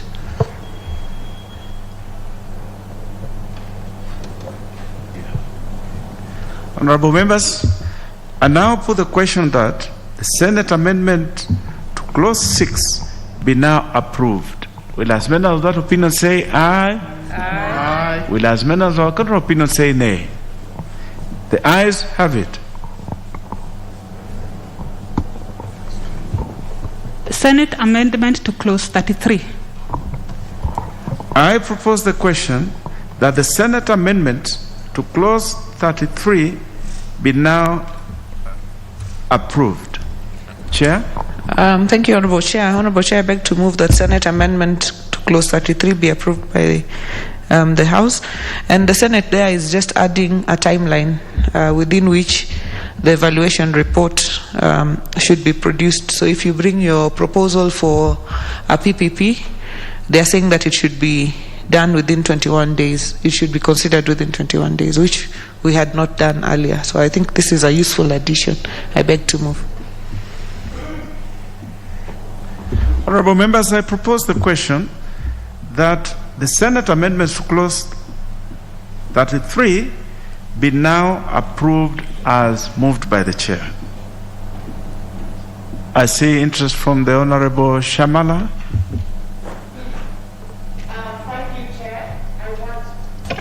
Thank you, Chair. I do really want to support this amendment. I think it's important that in an area and a sphere so big of public-private partnerships that we do have timelines with regards, and more specifically to this amendment. It seals all loopholes of trying to curry favor and maybe delays which may lead to corruption. So with those few remarks, I support.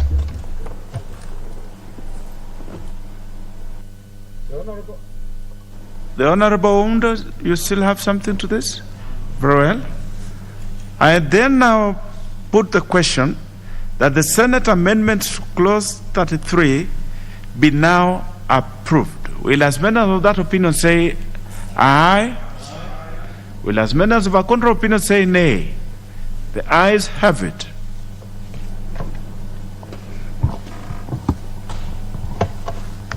Senate amendment to clause 75. I propose the question that the Senate amendments to clause 75 be now approved. Chair?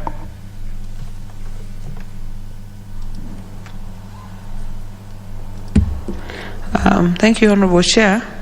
I beg to move that the Senate amendments to clause 75 be approved by the House. And this amendment, Honorable the Chair, is to to reduce the number of people appointed by the Cabinet Secretary from 5 to 4, and then increase the number of people coming from the Council of Governors from 1 to 2. So that's the gist of the amendment. So the Cabinet Secretary is supposed to appoint 5 people to the Appeals Committee, and so we are reducing them to 4. And then the Council of Governors is supposed to appoint 1. They're increasing it to 2. So we agreed with the Senate on that. And also the Part B is if you are aggrieved with the decision of the committee, the Senate is providing that within 7 days of the decision, you can make an application for review. So I beg to move on, Chair. I now propose the question that the Senate amendments to Clause 75 be approved as moved by the Chair. I now put the question that the Senate amendments to Clause 75 be now approved. Will as many as that opinion say aye? Will as many as have a contrary opinion say nay? The ayes have it.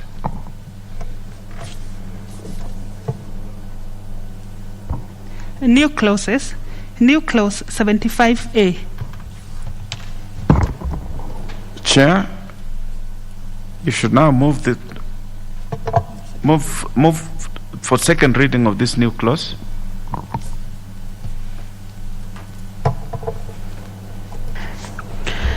Thank you, Honorable Chair. I beg to move that new clause 75A from the Senate be now read a second time.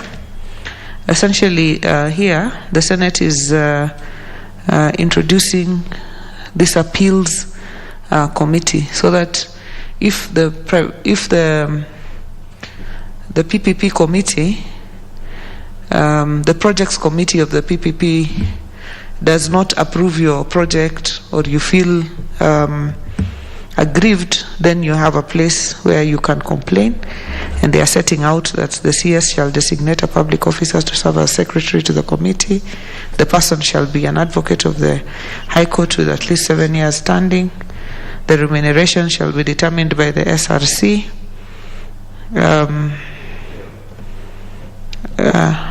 We do A only, not B. We do one at a time. It is one at a time. Okay, so I'll do A, which is the designation of the Cabinet Secretary appointing the Secretary. I beg to move that this 75A be now read a second time. I propose the question that new clause 75A be now read a second time. I see interest from the Honorable Wangwe. Thank you, Chair. Chair, I wish to support the new clause by the Chair, especially reading 75A together with 75A1 together with 2. Honorable Chair, it's important that a secretary be designated. And in any setup, Honorable Chair, like this one, if the secretary shall have a standing of a capacity of an advocate of the High Court, especially with 7 years standing, then that would be a good suggestion, Chair. Therefore, I support. Honorable members, I now put the question that new clause 75A be now read a second time. Will as many as of that opinion say aye? Will as many as of a contrary opinion say nay? The ayes have it. Chair? Just hold on. Just hold on, Chair. Yes, it is my part. I now propose the question that new clause 75A be part of the bill. I now put the question that new clause 75A be part of the bill. Will as many of that opinion say aye? Aye. Will as many of a contrary opinion say nay? The ayes have it. New clause 75B. Chair? Thank you, Honorable Chair. I beg to move that new clause 75B by the Senate be now read a second time, and this is just outlining that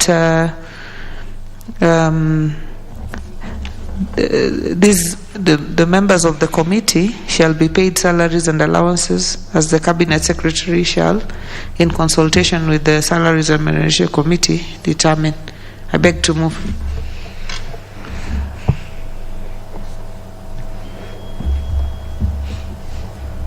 I propose the question that new clause 75B be now read a second time.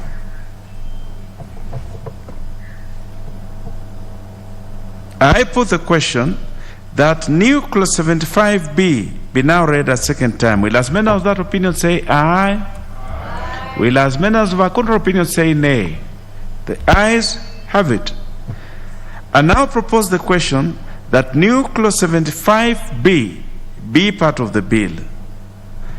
I put the question that new clause 75B be part of the bill. Will as many of that opinion say aye?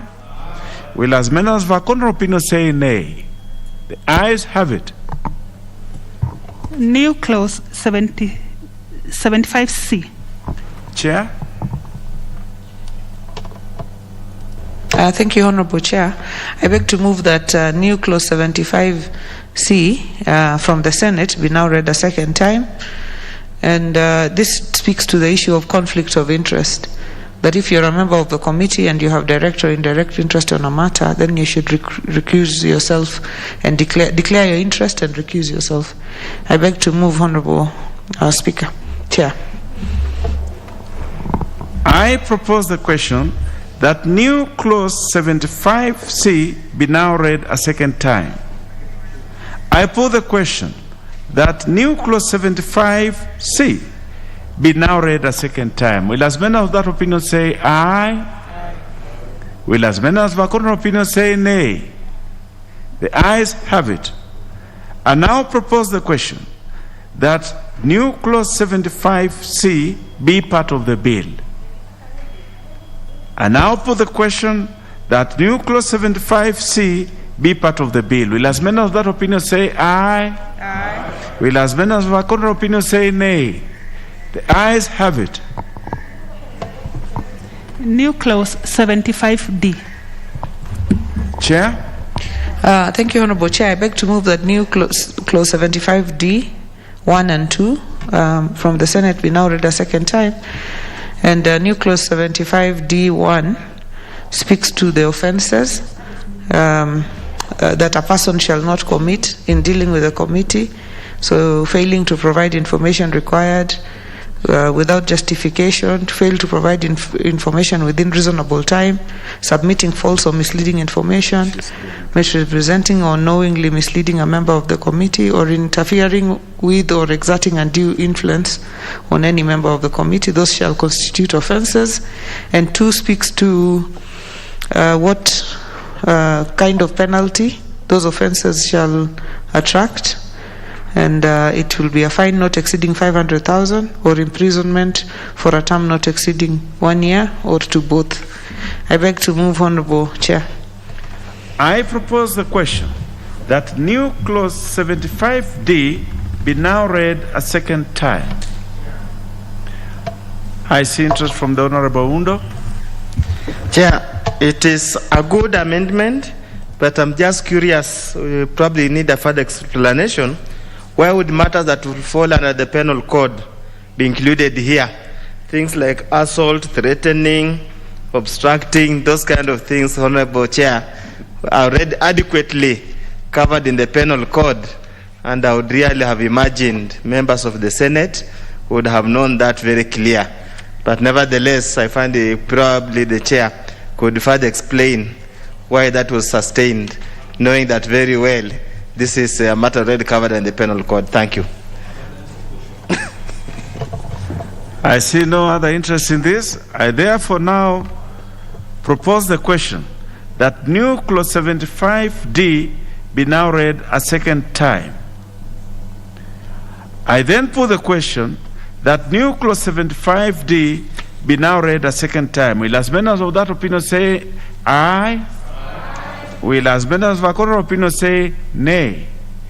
The ayes have it. I propose the question that new clause 75D be part of the bill. The Honorable Shamala, you have an interest in this? Very well. I then proceed to put the question that new clause 75D be part of the bill. Will as many of that opinion say aye?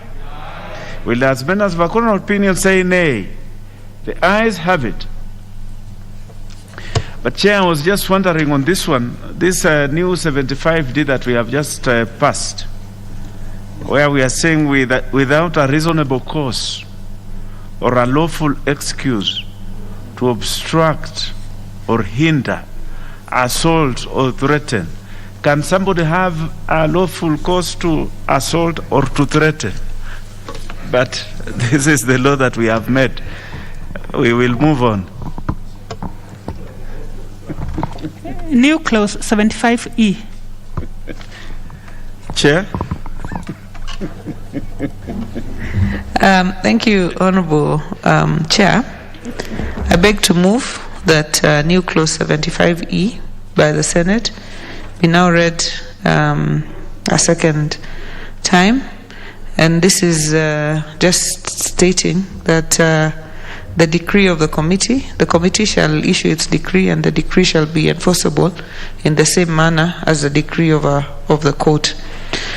Honorable Chair, on the issue that you're raising, as I said when I was seconding the bill, we did not necessarily absolutely agree with every point the Senate made.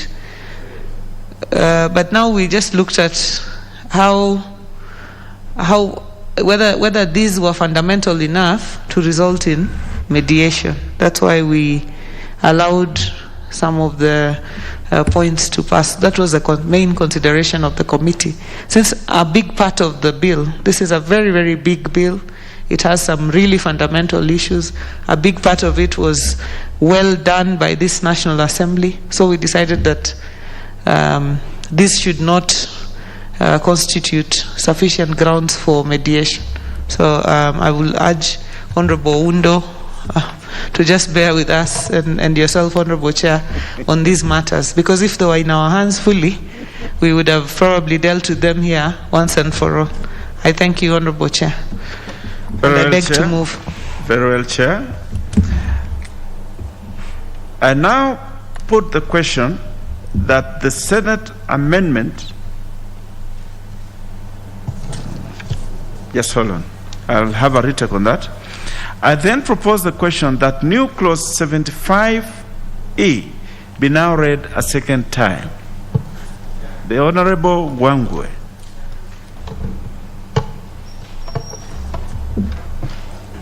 Thank you very much, Honorable Chair. Honorable Chair, I wish to support this proposed new clause by the Chair.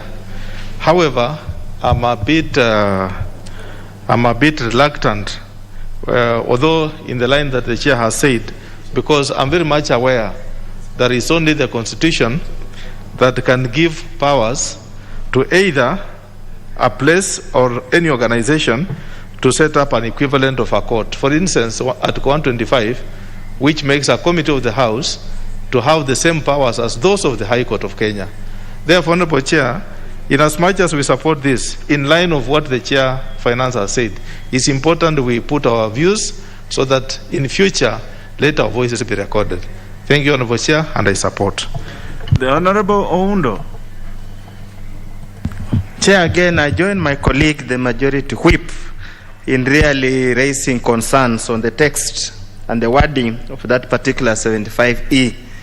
I'm not so sure whether the committee, and I need to be appraised because it has been of time, whether the committee is a tribunal to the sense that has got powers of a court of law.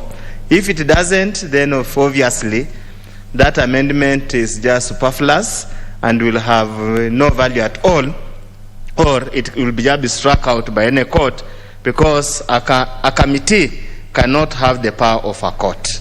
Probably something I'm not so sure if they sought adequate legal advice, or we just say in the sake for avoiding prolonged mediation, let's just, as we say, probably we used to say in computer, garbage in, garbage out. So probably, the chair could explain again so that we understand.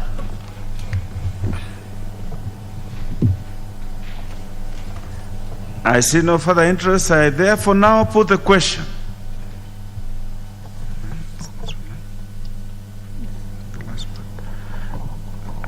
I put the question that new clause 75E be part of the bill. Will as many of that opinion say aye? Will as many of the opinion say nay? The ayes have it. But we have done it, Chair. But I hear the Honorable Undo and my brother, the Honorable Wangwe, and of course myself and the Honorable Jansi is shaking his head, wondering which court this committee will be equating itself to. Is it the High Court? Is it a tribunal? Is it the Supreme Court?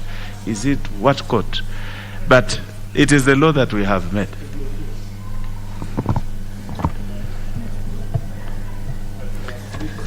We have made progress. So, honorable members, I direct that now we consider the perpetuities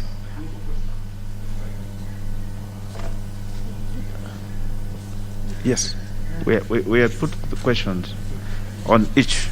Yes, we have completed. We have completed the consideration of the Senate amendments to the Public-Private Partnerships Bill.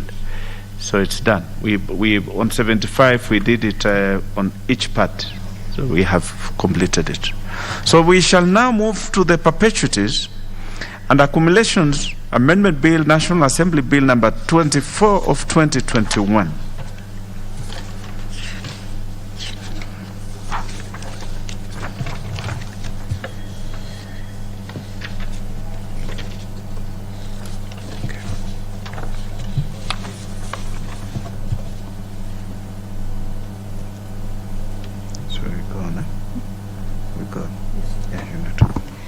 Clause 2. I propose the question that clause 2 be part of the bill. There's no amendment to it. I therefore now put the question that clause 2 be part of the bill. Will as many of that opinion say aye? Will as many of that opinion say nay? The ayes have it. Clause 3. I propose the question that clause 3 be part of the bill. Chair, you have a proposal on this. Thank you, Honorable Chair. Honorable Chair, I beg to move that clause 3 of the Perpetuities and Accumulations Amendment Bill, National Assembly Bill number 24, 2021, be amended as per the order paper. And this is just to provide that any income of the trust that is not accumulated should be distributed. Honorable Chair, the income shall be distributed to the intended beneficiaries. That's the amendment, Honorable Chair. I beg to move. Honorable members, I propose the question that clause 3 be amended as proposed by the Chair. I then put the question that clause 3 be amended as proposed by the Chair. Will as many of that opinion say aye? Aye. Will as many of that opinion say nay? The ayes have it. I now put the question that clause 3 as amended be part of the bill. Will as many of that opinion say aye? Will as many of that opinion say nay? The ayes have it. Title. I propose the question that the title be the title of the bill. I now put the question that the title be the title of the bill. Will as many of that opinion say aye? Will as many as of a contrary opinion say nay? The ayes have it. Clause 1. I propose the question that clause 1 be part of the bill. I now put the question that clause 1 be part of the bill. Will as many of that opinion say aye? Will as many as of a contrary opinion say nay? The ayes have it. Honorable members, we are done with the perpetuities and accumulations amendment bill. Therefore, we shall now move to reporting.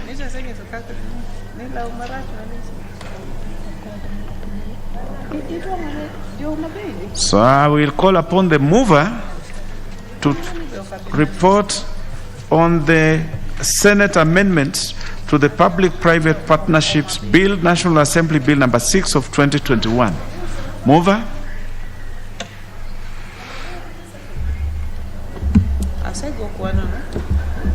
Honorable Chairperson, I beg to move that the committee do report to the House its consideration of the Senate amendments to the Public-Private Partnerships Bill, National Assembly Bill number 6 of 2021, and its approval thereof with amendments. Honorable members, I put the question, which is that the committee do report to the House its consideration of the Senate amendments to the Public-Private Partnerships Bill, National Assembly Bill number 6 of 2021, and its approval thereof with amendments. Will as members of that opinion say aye? Aye. Will as members of a current opinion say nay? The ayes have it. We shall move to reporting on the perpetuities and accumulations amendment bill, National Assembly Bill number 24 of 2021. Mover.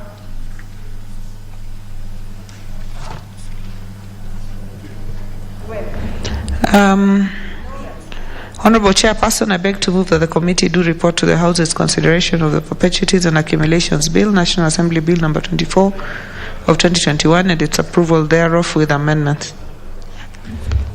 Honorable members, I put the question, which is that the committee do report to the House its consideration of the Perpetuities and Accumulations Bill, National Assembly Bill number 24 of 2021, and its approval thereof with amendments. Will as members of that opinion say aye?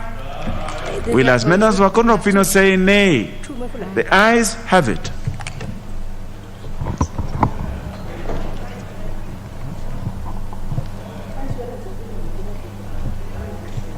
At what time are we going to call her? Because you want to leave. You go prepare. To leave. To go to the office. Where for what? So we are done now. Yeah. What's that? Mr. Speaker.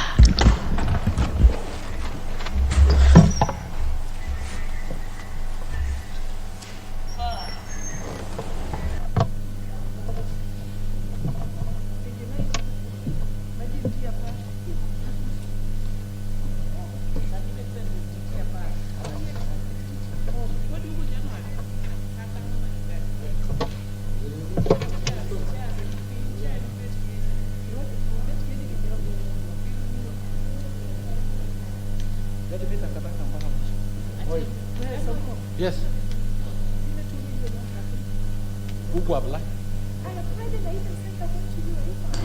Honorable members, let's start with the Public-Private Partnerships Bill, and I now call upon the Chair to report to the House.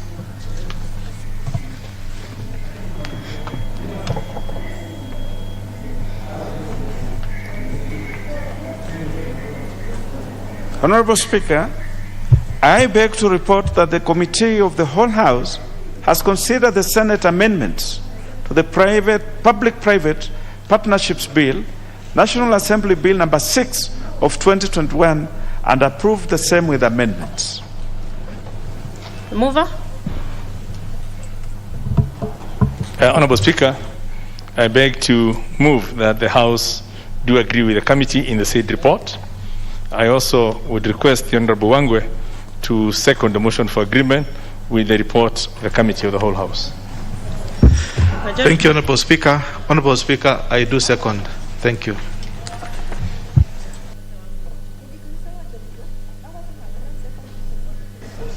Order, members. Honorable members, I propose the question, which is that the House do agree with the committee in the said report.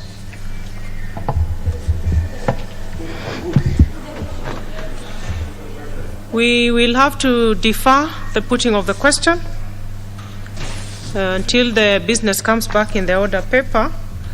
And members, let's move to reporting on the perpetuities and accumulations bill. And I call upon the chairperson to report to the House.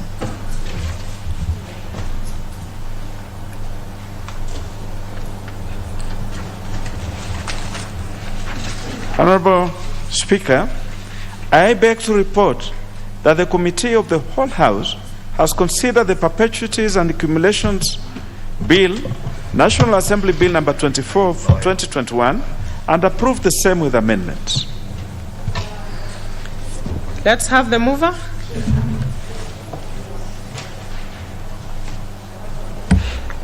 Thank you, Honorable Speaker. I beg to move that the House do agree with the committee in the said report. I also request Honorable Rosa Buyu to second the motion for agreement with the report of the Committee of the Whole House. Honorable Buyu. Thank you, Honorable Speaker. I second. Other members? I go on to propose the question, which is that the House do agree with the committee in the said report.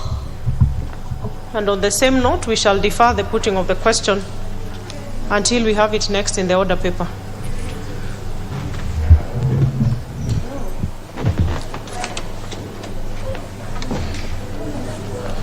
Next order.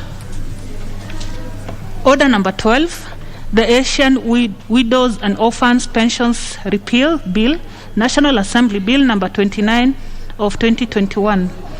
Resumption of debate.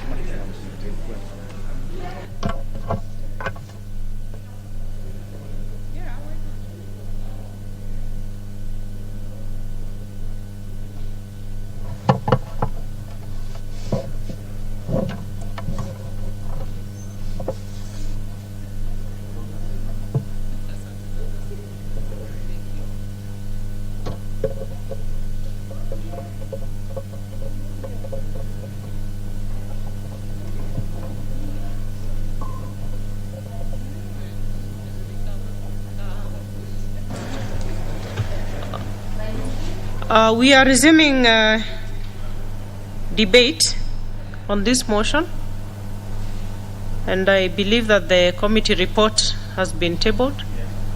Yeah, so we had a few members who had made their contributions. It had been moved, seconded, and we had 3 members, Honorable Kenta, Dan Mwashako and Edith Nyenze had contributed. So we can move on to Honorable Shamala. You want to speak to this? Honorable Shamala, you're on something else, huh?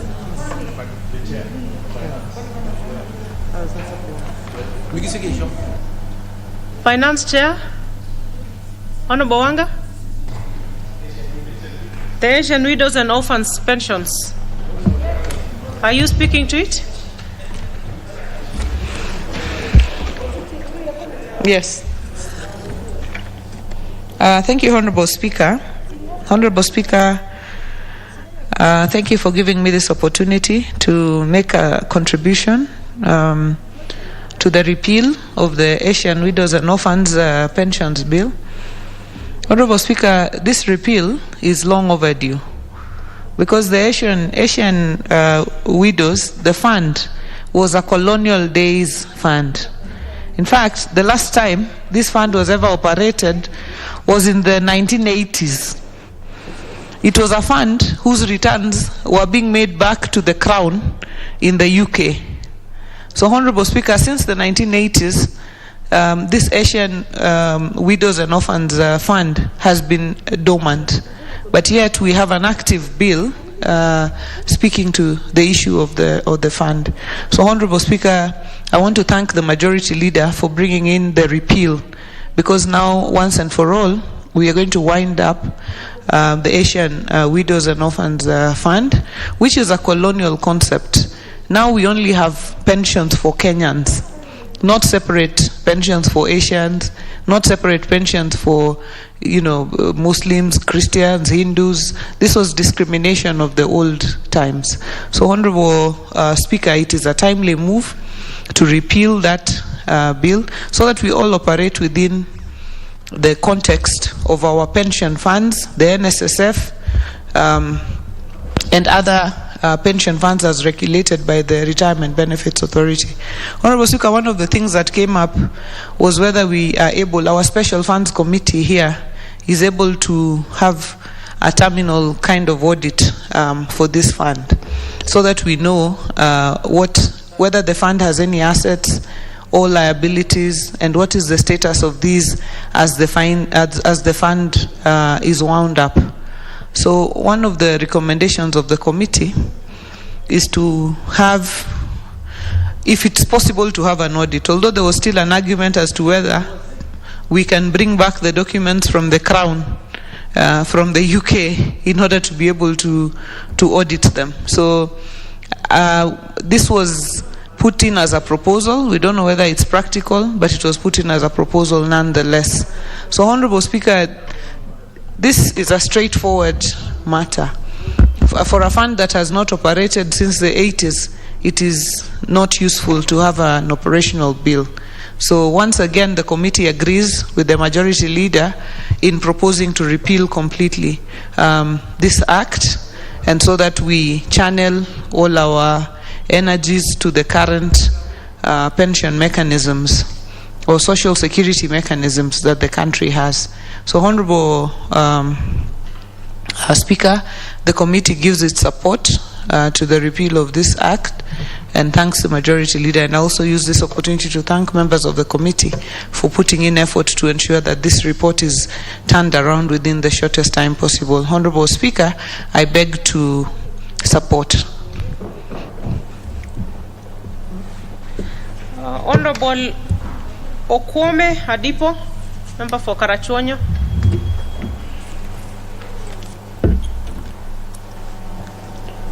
Thank you, Madam Speaker.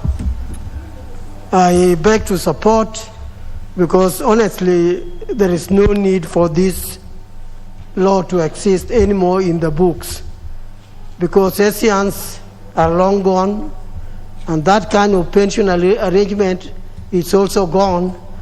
And in addition, we now are RBA taking care of... Honorable Shamala, what's out of order? Because Yes. I heard the Honorable Member of Parliament saying Asians are long gone. There are a lot of Kenyan Asians. The bill is not about a particular racial grouping, ethnic grouping. It is about the pensions fund, as was explained to us by Honorable Gladys Wangwa, which was a colonial instrument, and that Asians of Kenyan citizens, or Asians who live in Kenya, are still here and still can benefit from pension funds within the new frameworks of the law that we have. So it's a sort of a point of information, which I don't know if it's clear to the Honorable Member what the Honorable Shamala is saying. Thank you. But the point I'm making is that we now have RBA, we now have Kenya government making all kinds of arrangements for pensions for the staff, and I therefore support this bill. Thank you. Honorable Sankok.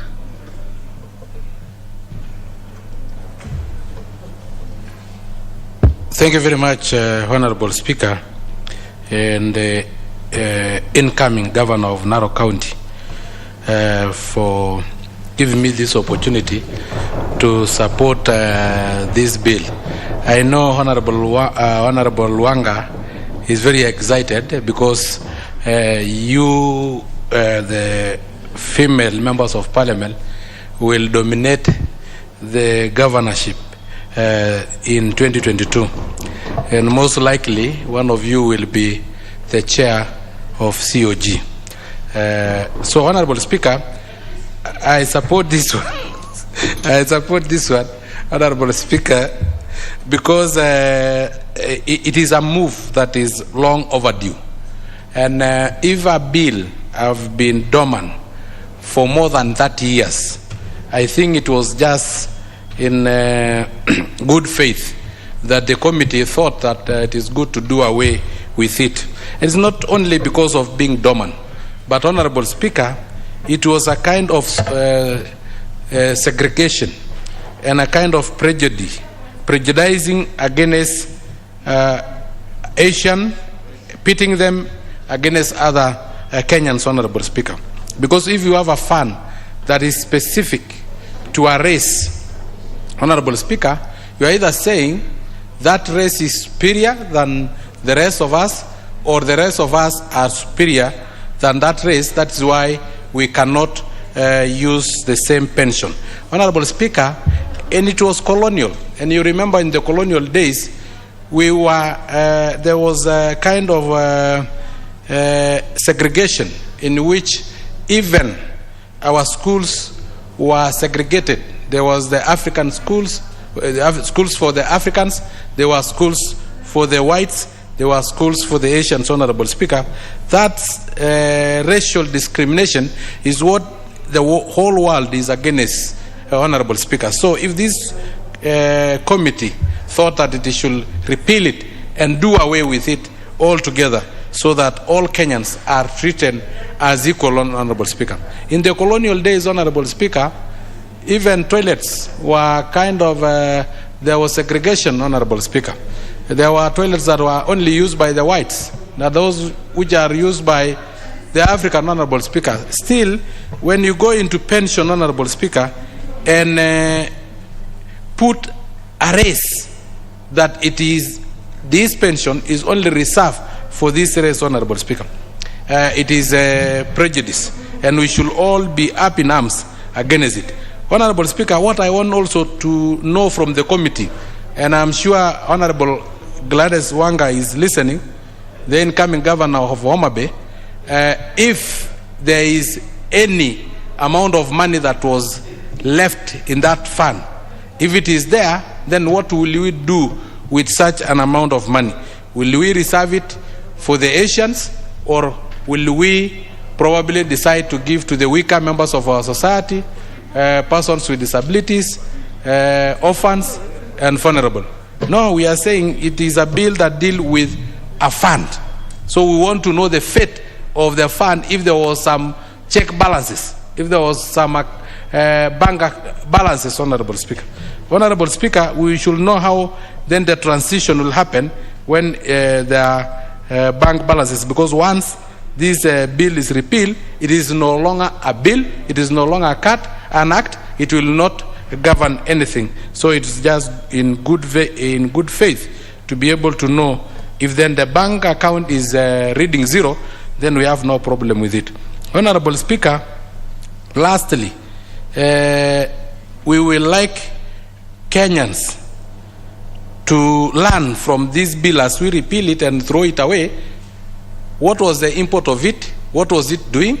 Are our current pension doing the positive things that probably this bill was doing in the late 80s and 70s? Was it serving that particular society, that's a particular race of the Asian? Can it now serve all the Kenyans so that we don't lose some very important points from a bill just by repealing it? Honorable Speaker, with those remarks, I do support. Honorable John Bunyasi. Madam Speaker, I support the proposed repealing of the bill, but I'm completely horrified at either our very short memory or lack of research.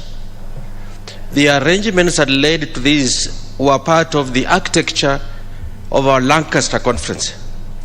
And later at independence, for those communities that opted to take British citizenship, the agreement was that their pensions would be guaranteed on the other side in Britain. And they gave this management of the pension payment to Crown agents. The fact of the matter is that over time, the amounts were so small that the cost of the Crown agents was exceeding the value of the pension. I can appreciate all those reasons why I should wind it down. But let's not go on record in the National Assembly of this Republic to say the things we are saying. It shows that we haven't really thought through. I know that people are quite young. They were not there. They can't do it from memory. But we should do research. And I think that whereas we should indeed pursue the timely transitioning of this pension, because I remember when I was on the Public Accounts Committee some years back, when they attempted to go and do a review, many of the pensioners were either not traceable or they found the pension so small. Some had like £5 or something, and the cost of getting to London somewhere was much greater than that. So there are many good reasons why it should be wound down. But for heaven's sake, let us do it in a manner that's consistent with its background. And I think to do that also, there may be need to get an orderly transition between the government of Kenya and the government of the UK. It's not for the reasons of segregation that it was put there. It was that at independence we agreed on everybody to choose where they want to go. So I really think we should do this in the context of why it was set up. Thank you, Madam Speaker. Honorable Akinyi, member for Kisumu. Thank you, Madam Speaker, for this opportunity. Madam Speaker, the Constitution of Kenya makes every Kenyan, regardless of their gender, regardless of their age, regardless of their anything, equal. Madam Speaker, under the Constitution, more so the 2010 Constitution, we are all equal and governed by the supreme law of the country, which is the Constitution. Madam Speaker, there is no way that in the place of this country, we could have a law that discriminates or a law that's specific for a certain group. Madam Speaker, in this moment of the great movement of Kenya, movement of unity, movement of nationalism, movement of oneness, also dubbed as Azimio la Umoja, you cannot have any law or any specific law that is just tied to one group in this country. Madam Speaker, because of that, I stand to support the repeal of the Asian and Orphan of the Asian Widows and Orphan Fund. Thank you, Madam Speaker. Honorable Ounda. Thank you, Honorable Speaker, to give me a chance to contribute to this bill. And probably let me take my colleagues, as Honorable Munyasa has done, on a journey of history. At independence, there was fear and antagonism and uncertainty whether people of a certain race would remain in Kenya or not. And I think during part of the negotiation for independence, those who did not want to remain in Kenya and had served the crown for many, many years were allowed to relocate from Kenya, and that goes with their pension. Having worked for the country for many years, that went with their pension. Honorable Speaker, I sit in the Public Account Committee, and the issue of pension to the people living outside this country is becoming an audit query every single year. For the simple reason that, first of all, tracing the beneficiaries or the dependents is not easy. It has been a problem, and the amount being paid as pension is so meager, so negligible, to an extent that the cost of administering the fund far much outweighs any charge on the consolidated fund. So it has always been an agreement all along that as we try to put into place a more robust pension management scheme, the pension schemes that do not make economic sense should be wound up, or an alternative way is found to ensure that we proceed. That's why I want to join my colleagues to state that there must be some kind of orderly transition as we repeal the beneficiaries who still benefit by virtue of having served this country in various capacities before independence do not get denied what is due to them. So therefore we do hope there could be a provision in the bill to provide for a transition period where everybody should be able to get their funds. Honorable Speaker, I think it's wrong for any members to insinuate that this particular was favoring a certain category of Kenyans. It wasn't. It's a historical matter that needs to be put in perspective so that all of us understand the genesis of the bill and why it's being repealed. With those few remarks, I support the repeal of the bill. Honorable Manje.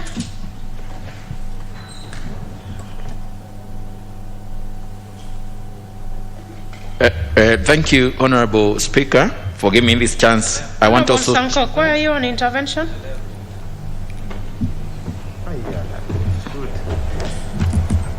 I'm rising on Standing Order 53.3. Please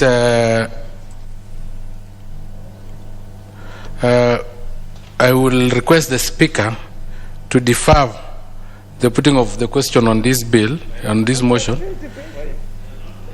pursuant to Standing Order 53.3. Maybe later, Honorable Sankok, not at this point. Yes, I have seen there was no interest. Once we, Honorable Sankok. Yes. Since when did you become the speaker? How do you know? And did I never lala?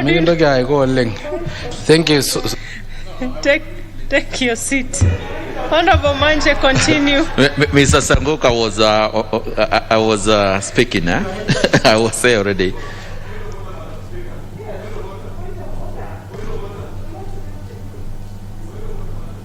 What is it, Majority Whip? Thank you very much, Madam Speaker.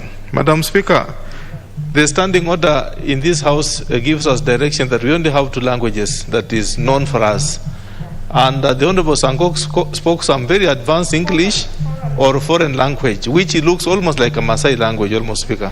Is it in order, Madam Speaker, to proceed and be answered in that direction? Thank you, Honorable Madam Sankok, Speaker. I don't know what you said, but just to remind you that the only languages you can do is English, Kiswahili, or sign language. And you need to stick to that. Now let's have Honorable Manje continue without interruption. Thank you, Madam Speaker. I want also to support this committee on repeal of Asian Widows and Orphans Pension Bill, and say because of the time lapse, I think it has stopped serving the purpose that it was effected for. Because at independence, that's when this bill was enacted to effect the payment of pension for those who, the Kenyans who decided to leave, to go other parts of the world. And it has been distributed through our embassies. So with the time, this kit has become small, and also tracing the beneficiaries has become a big issue. So if you check our books of auditors, there has been an audit query every time because of this inability to trace the beneficiary. So I think it has been overtaken by events, and therefore it is the correct time to repeal this act, so that at least we can use acts that are effective and that are efficient. Also, because of the emerging issues, you know, when you are living in a different country, for example, London, you'll find that the shilling compared to the dollar on the other side is becoming weaker as you continue. So, due to that, it is becoming negligible and that not cost effective. So, I support this repeal. Honorable Shabir, member for Kisumu East.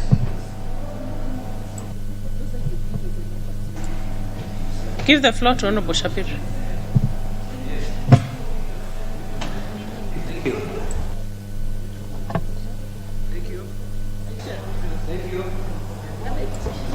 What's happening? You can use the one behind you. Just look behind you. Turn it on. Which one? Hello? Yes, Madam Speaker, I wish to address this issue of the widows and the Asian widows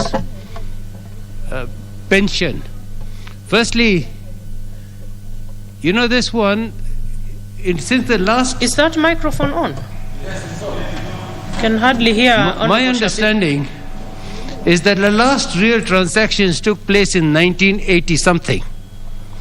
Since then, there have not been real transactions on this particular fund. Yet, there is a board sitting somewhere and being paid all those 22 years or 24, nearly 40 years. And we want to understand, what is this particular thing doing? You see, my grandmother used to get a pension through the crown agents. So we know we are repealing this, which is very important we are repealing. But at the same moment in time, Madam Chair, Madam Speaker, we need to know, when you're repealing this thing, whether we can have a final audit of what has happened, not of the transactions, but at the final audit. You know, when I was a mayor, Madam Speaker, towards the end of a particular session and before the others, that was the most dangerous time, where a lot of assets were disappeared and a lot of things were happening. So while we are now repealing this act, we must ensure that there is what we might call in accounting terms a finalization or a termination audit. I know the majority leader knows what we're talking about. But the other thing we need to know is, have these people been ghost workers for the last 40 years? And do we need to understand who has been sitting on the board when there's been no transactions for nearly 40 years? So this is the sort of waste that we want to clear out. Yes, we're repealing it. It's very good. But we must also look and see whether we've done the right thing. Apparently, there is some money still in that account. Who is utilizing that money and how it is being, who is allocating it, whether it's been budgeted for every year and for what reason. So, Madam Speaker, it is very important that we get to the bottom of this. Repealing it is the easier option, is the easier action, but this action must be implemented together with a termination audit to see whether people have taken advantage of this particular scheme that has been moribund for 40 years. Thank you, Madam Speaker, sir.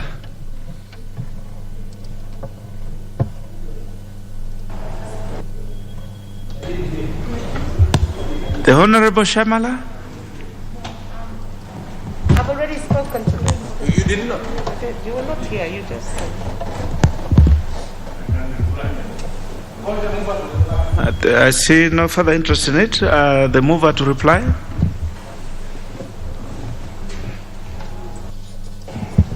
Thank you, Honorable Speaker. Honorable Speaker, I rise to reply to this motion. I want to thank members for the manner in which they've contributed. It's a simple, straightforward task of deleting or removing this from our statute books for laws that are basically dead and overtaken by time.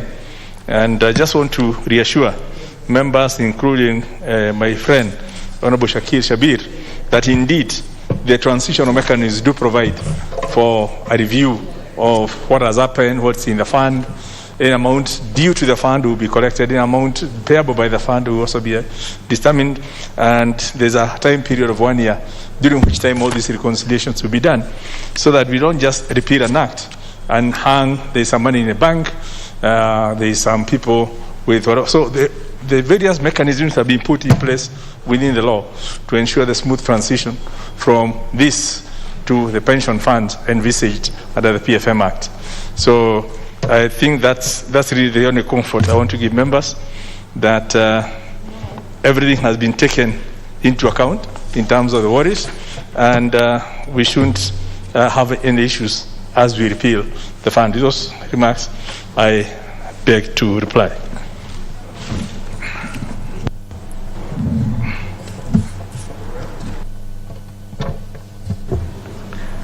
Very well. I direct that the next steps in regard to this business will be undertaken when the matter will be set down on the order paper, and direct that we move on to the next business on the order paper. The County Government's Grants Bill, Senate Bill number 35 of 2021, resumption of debate. Honorable members.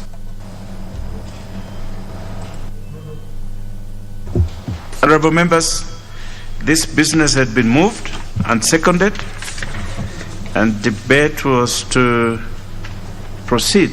And the first member with interest in this is the Honorable Wangwe, the majority whip. Thank you, Honorable Speaker. Honorable Speaker, I rise to support the County Government's Grants Bill Senate Bill number 35 of 2021 by the Committee on Budget and Appropriation. Honorable Speaker, I am a member of this committee. We actually went through this report before it was tabled today, and the report is comprehensive. It has informed members on actually the whole scale of the proposed bill, and therefore, Honorable Speaker, I second with a lot of information about it, Honorable Speaker. Honorable Speaker, the main gist of this bill is to set a framework, Honorable Speaker, on pursuant to Article 202 of the Constitution in terms of the conditional allocations for the financial year 2021-2022. Honorable Speaker, this is to facilitate the transfer of conditional and unconditional allocations made to counties under this Act from the consolidated fund to the respective county revenue funds and special purpose accounts, Honorable Speaker. Honorable Speaker, this bill provides a legal framework, the way I've said, and mainly it is touching on the grants and the donations for the 47 counties for an opportunity to utilize well the funds and obtained under the equitable revenue sharing funds, Honorable Speaker. This being such as operational and staffing issues inherited from the defunct local authorities, as even they look into the strategic issues that will enable them to raise their own revenues in an efficient and effective manner. Honorable Speaker, when you look at the various kinds of conditional allocations for the financial year 2021-2022, which we'll now be looking at in terms of the headquarters to various institutions, various counties, basically amounting to 332 million shillings. This going to Isiolo, going to Lamu, going to Nyandarua, going to Tano River, going to Tharaka Nithi. Honorable Speaker. Honorable Speaker, these conditional allocations, which will be for the leasing of medical equipment and shared equally among the counties at a rate of 153 million shillings. In total, Honorable Speaker, we are talking of about 7.2 billion shillings. Honorable Speaker, in this bill, the conditional allocations financed by proceeds of loans and grants from the development partners to each county government for the financial year 21-22, totaling to about 32 billion shillings, Honorable Speaker, which will include about 2.2 billion being World Bank funding, transforming health systems for universal care projects. Conditional allocation through the Ministry of Health is meant to improve delivery, utilization, and the quality of primary health care services with a focus on reproductive, maternal, newborn, child, and adolescent health at the county levels. Honorable Speaker. Honorable Speaker, there was various public participations which we have read in the report, and the report, Honorable Speaker, for my colleagues, maybe it was tabled this afternoon. It's in the table room. So I just want to remind my colleagues, please access the report which is available in the table room. We actually interrogated Council of Governors, we interrogated the Control of Budget, we interrogated the Commission on Revenue Allocation, we interrogated the National Treasury, and the bill grants that shall be released, the bill grants shall be released to the county revenue funds account upon compliance with the conditions set out by the National Treasury for the fund. Honorable Speaker, there are issues which we have highlighted in the report, which is important that, Honorable Speaker, members get to be aware of, that the bill, if passed as proposed by the Senate, would be against the Justice Makau ruling on petition 252 of 2016 on 3rd December 2020, Honorable Speaker. 2, the clause shall also make it an annual bill should be removed. The clauses that make it an annual bill shall be removed. This will enable the bill to provide for disbursement of conditional grants to counties pursuant to Article 207 of the Constitution, Honorable Speaker. We also observe that the bill provides for the procedures for implementation, reporting, and accountability of the funds, including the roles and responsibilities of various institutions, Honorable Speaker. Honorable Speaker, in conclusion, I would want to make suggestions through the committee that we shall be also, the committee will be looking at the various amendments, Honorable Speaker. which have been have come which are showing up in the bill that we'll be proposing in terms of the title of the bill, in terms of the clauses number 2, the object of the bill, and we shall also be requesting some deletions, Honorable Speaker, of some various other clauses which are to align with the Constitution as per the observations we have made, Honorable Speaker. Therefore, Honorable Speaker, this bill is also going to help, in summary, facilitate the National Treasury to facilitate the agreements between the county governments and development partners, and this shall be tabled in Parliament before inclusion in the budget policy statement.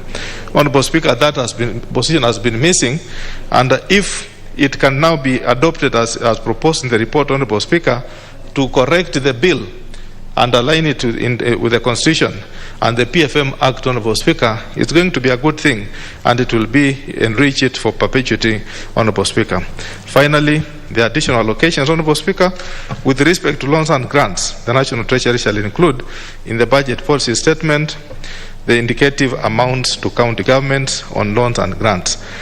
Honorable Speaker, as we do this, it's also important to inform the county governments that, Honorable Speaker, whereas this House appropriates funds to them, it's important that they also proceed, and when they are doing their budgets down in the various counties, Honorable Speaker, allocate the same funds equitably, not necessarily to be equal, but Honorable Speaker, let them distribute the funds in terms of allocating the funds equitably across the county.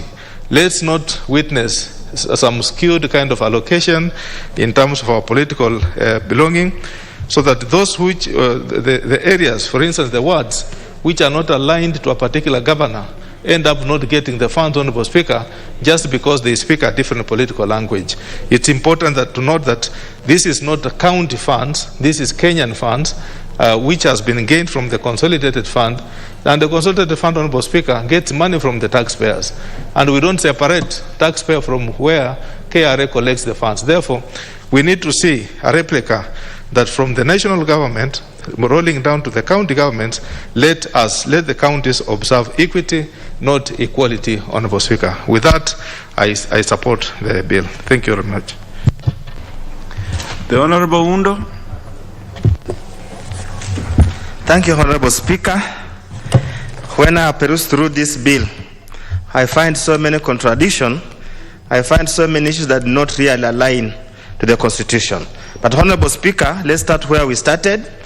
Initially, the bill used to come one, but I think after the ruling by the High Court, it became necessary to segregate between conditional grants and unconditional grants. And this is meant for the national government to infuse or transfer funds to the various counties that address specific needs of the people of Kenya who live in those counties as a result of historical issues or as a result of emerging issues. For example, Honorable Speaker, a very clear example that the advent of devolution, many counties did not have decent headquarters. So over the years, the national government, through the Division of Revenue Bill, have always allocated funds for the purposes of constructing and completing those particular county headquarters. Honorable Speaker, obviously, universal health is central to this country. So therefore, many of us believe this might have informed the national government to basically transfer funds for the purpose of leasing equipment for medical services. Nevertheless, Honorable Speaker, looking at the bill, it is a progressive approach, but I would want to pick out a few issues. Number one, the title is again misapplied. The money being granted is both national funds and funds coming through the loans guaranteed by the national government. Based on the schedules provided, the ones coming in terms of loans are 32 billion. Couping 32 billion, those coming as conditional grants are 7.5 billion. So essentially, Honorable Speaker, these are not county-generated funds. These are funds generated by the national government and guaranteed by the national government. The bill, that is the title of the bill, must speak to that reality and not confuse Kenyans to believe that these funds that have been generated by the counties themselves, now they are sharing amongst themselves as if they generate anything much. That's the first issue, Honorable Speaker. Honorable Speaker, the second issue if you read through the thinking of the bill, is that this is going to be an annual bill. I wonder, and I should have to ask, what happens in the any financial year the national government has no intentions at all to give conditional grants or to secure loans and disburse to the county governments. That is an area that needs to be addressed, and I do believe the committee and the legal team will help us address that particular concern, because this is actually the benevolence of the national government. It can choose to or not to. Because looking at the bill, Honorable Speaker, when they are making amendments to the Public Finance and Management Act, they are proposing under their clause 8, of their bill, when they are making amendments to section 42 of the Public Finance Management Bill, to assume that the Parliament shall consider division of revenue bill, the counter allocation of revenue bill, and the bill for the allocation of transfer of conditional allocation under Code 202 of the Constitution not later than 30 days after the bills have been introduced with a view to approving them with or without amendments. Again, it might be important we review that particular clause at the committee of the whole House and will be ably guided by the committee that is handling this matter. Honorable Speaker, the interesting part, and which I think is progressive but not progressive enough, is the requirement for the national government and the respective county governments to have an intergovernmental agreement for the purpose for the transfer of the funds. It provides various procedures, and a curious one is that the agreement must be approved by the respective county assemblies within 14 days. We wonder, are they 14 sitting days or 14 calendar days? That needs to be clarified. But the most curious part, Honorable Speaker, is that after it has been approved, that's when it's subjected to public participation. I wonder which comes first? Is it public participation before approval, or approval then public participation? Then public participation will be just a facade or a charade, because addition will have already been done. But the main omission in this bill, Honorable Speaker, is the lack of accountability. The amendments being proposed by Senate provides no room for accountability. These are government funds, national government funds, allocated by the by this House, by the National Assembly, making no provisions whatsoever for a way to account for these funds. That is actually setting an extremely dangerous precedent, where these county governments will enter into agreement which they have no intentions to enforce and misuse the funds. As Honorable Angwe has said, there are many cases in this country where funds are devolved to the county governments, and because of political differences or because of future political consideration, funds are only spent or utilized in one particular constituent sub-county to fulfill certain political goals.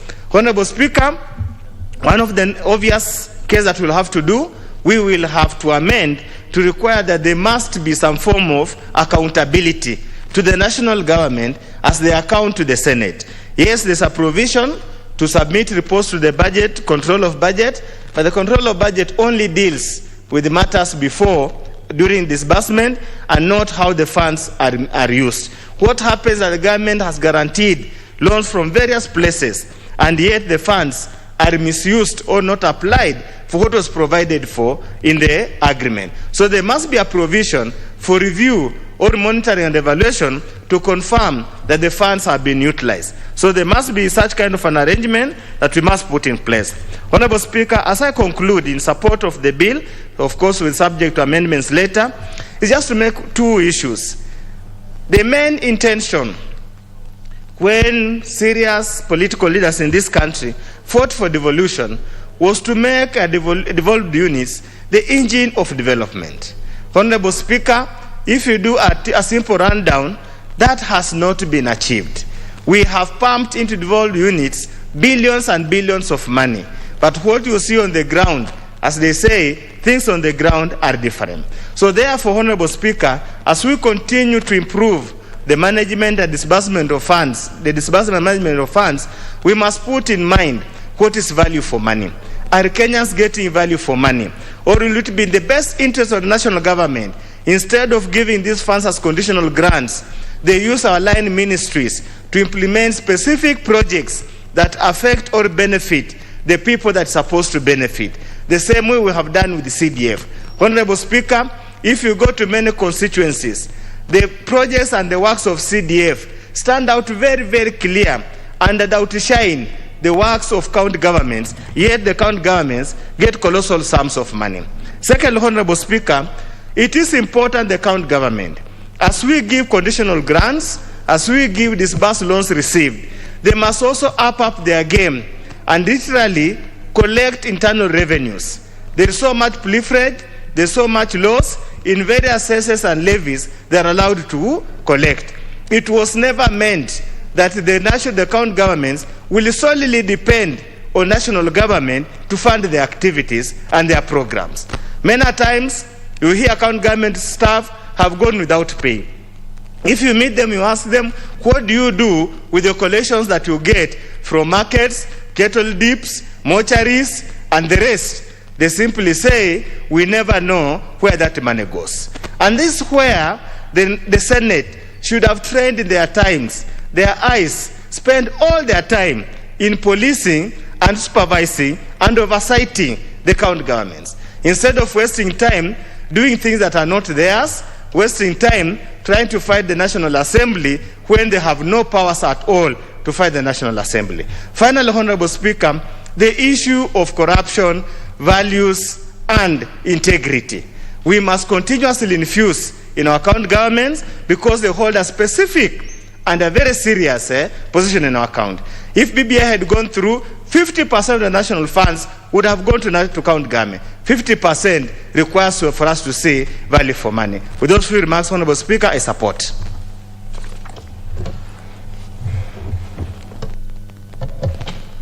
The Honorable Sankok.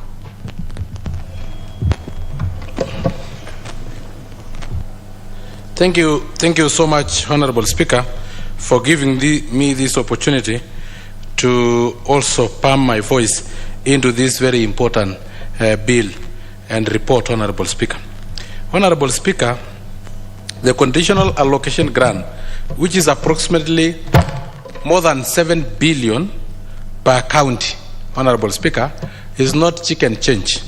It is money that should go with a lot of condition by the national government, set so that they should be followed, lest we continue having what we are seeing in county government, where 80% of all the money that they collect and receive from the national government go to payment of salaries and go for what we call recurrent budget. Sometimes public participations, recurrent budget in terms of office operation, having sodas, having tea, Honorable Speaker, and local and international travel, Honorable Speaker. And that is why we are not seeing value for our money, Honorable Speaker.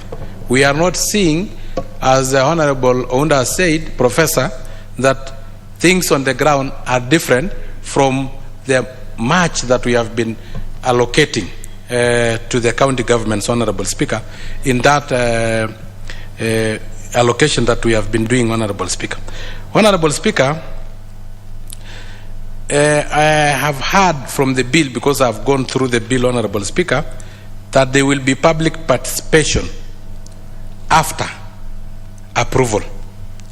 Honorable Speaker, talk of priorities upside down or downside up, whichever way you like to put it, but that is what they are doing, Honorable Speaker. And we need, Honorable Speaker,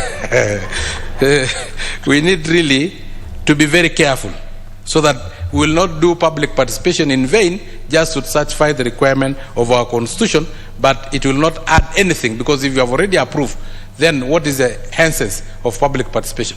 Supposing the public does not need it, supposing the public give suggestion of very good suggestion of what is supposed to be done, but it's already approved the way it was, Honorable Speaker.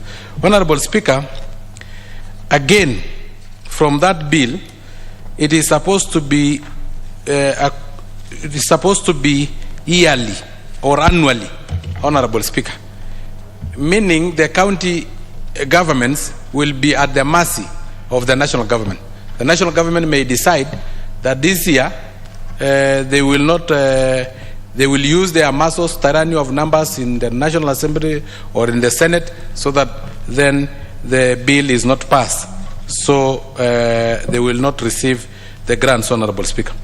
Honorable Speaker, we also want to check on the issue of equal distribution of this conditional grant, Honorable Speaker, so that, as other honorable members have said, we don't have distribution in terms of political patronage.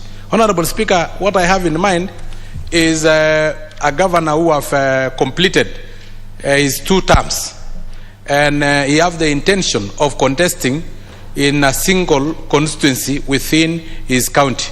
Is, Honorable Speaker, naturally that he may be biased towards taking a lot of development to woo voters in the constituency that is intending to contest, Honorable Speaker. So, Honorable Speaker, we really need to be very careful on this, so that the bill include some of these very important additions that we are putting in, Honorable Speaker.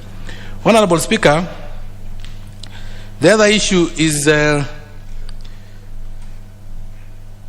the Senate, and Professor Unda have said that the Senate, this is your work.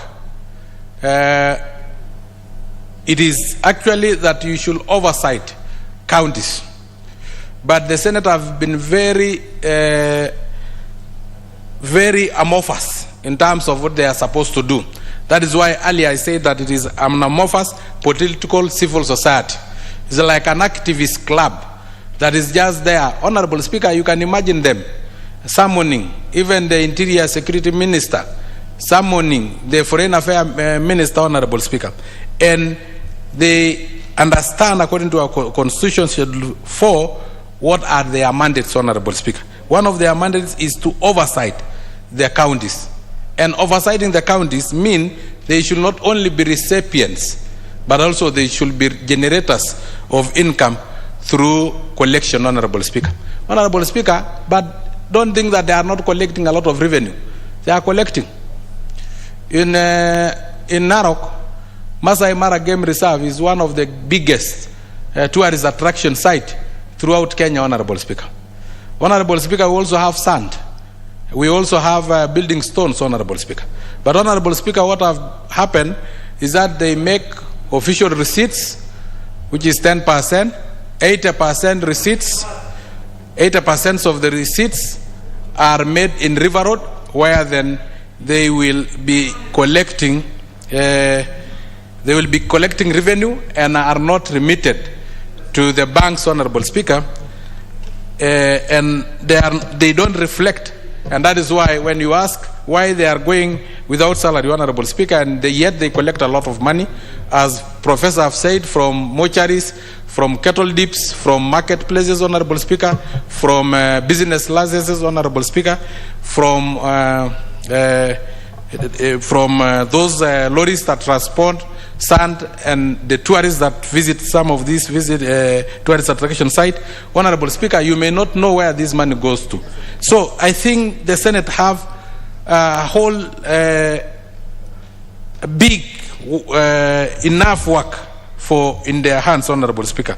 They have a full tray, but they decide not to perform their duties. Instead, they now want to compete with the National Assembly, Honorable Speaker, and I think that one they cannot, because the Constitution is very clear. So, Honorable Speaker, with those very many remarks, I support, but again, we need to sit down in the committee of the whole House so that we can input in terms of amendments, so that we have a very good report that is not a report from our brothers from the Senate who may not be able to do much research and who don't know their work. Honorable Speaker, we should show that we are the upper house and that we understand and we know our work and we know what is good for this country. With those very many remarks, Honorable Speaker, I support.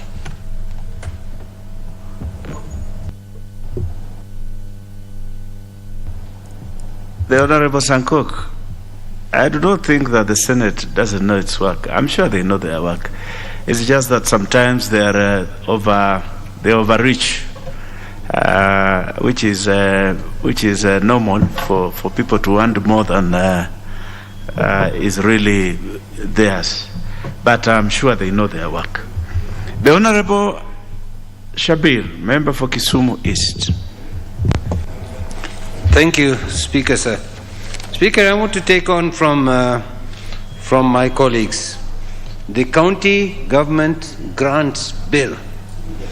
The purpose of this bill and the object is to put together a framework to provide for Article 202 of the Constitution for conditional allocations and to facilitate the transfer of conditional and non-conditional allocations. That's what it says. When you look at the attachments, you can see the problem. The problem of conditional grants is exactly that. It is a conditional grant.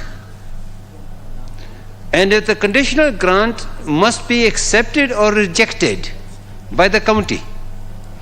If I look at this document, Mr.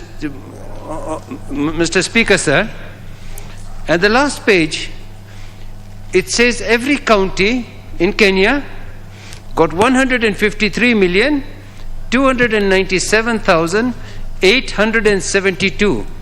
For what? For conditional grant leasing of medical equipment. Now, this particular bill has not addressed the point of what if you are being given a conditional grant that you do not wish, you do not think is value added for money. This particular one, which was medical, I know for a fact that certain counties said we didn't want it. Yet here, in the first schedule, it shows every county has actually been given that conditional grant. The question really here, and I can't see it anywhere, is what happens if a conditional grant is given to you and you use it for something else. It's not here. Then, under one of the sections here, which it tells you the rest of them, conditional grants are IDA World Bank Transforming Health Systems for Universal Healthcare Project, IDA World Bank Credit National Agriculture and Rural Inclusive Growth Project, IDA Kenya Climate Smart Project Agricultural Project, EU Grant Instruments for Devolution, Advice and Support. It's about 14 of them here. Does that mean that say the World Bank sends you money for transforming of health services or systems, and you as us as Kisumu County feel that this conditional grant that you're giving to us does not match the needs of our county? It appears that this is an automatic thing, that whatever the conditional grant is, it will be divided by 47 and given across the counties. So I can't understand the logic of this thing other than the fact that by way of this bill, and I agree with my brother Songkok, either we... Sakok, beg your pardon, sir. I beg your pardon. I'm so sorry about it. I share that concern. The concern is, maybe I don't understand this bill, but this bill literally is just laying out conditional allocations and giving the organization, giving the county no particular say, and all this is saying is these books, they will be given to you without going through the single account, what is it called, the conditional, it should be through without going through the consolidated fund for the respective county. Now the consolidated fund, for whatever problems we have with it, it has one strength. It has control mechanisms, and it has issues that can be followed through. I am wondering whether this special grant system is going to bypass that consolidated fund. Do we have mechanisms to make sure that we do not get something like the Aurora Dam or other things just allocated through the system to the counties? I'm being sort of facetious. Let's say that the World Bank comes and says, we are going to give you so much for climate change. So you divide that money for climate change by 47 counties, the way they have done health. Does that mean that there is no mechanism for understanding the needs of the county? There is no mechanism for saying that this is how we should do it? There's no mechanism for deciding what is value for money? The consolidated fund has that mechanism.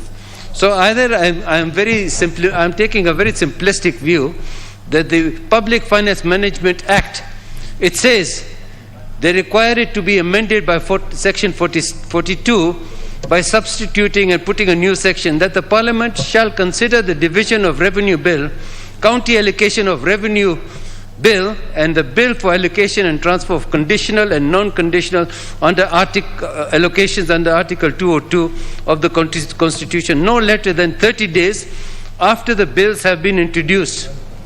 So we understand the first one, division of revenue, and this has been the main, but where does it come? Where does this conditional grants come in? It is a bane. We don't understand, and it's been a big problem between this House, and the majority leader will understand more than I will, between this House and Senate.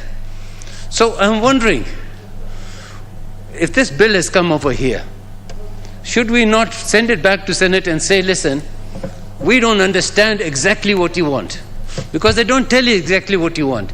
They're just saying that we want to give this exemption, so this bill, this money of conditional grants shall not go through the consolidated fund. It will go directly. Who will decide? What are the mechanisms for looking after that money? And one of my colleagues here has also raised serious concerns. So, Mr. Speaker, sir, I do not support this bill. Thank you. The Honorable Mwali Ombithi, member for Masinga.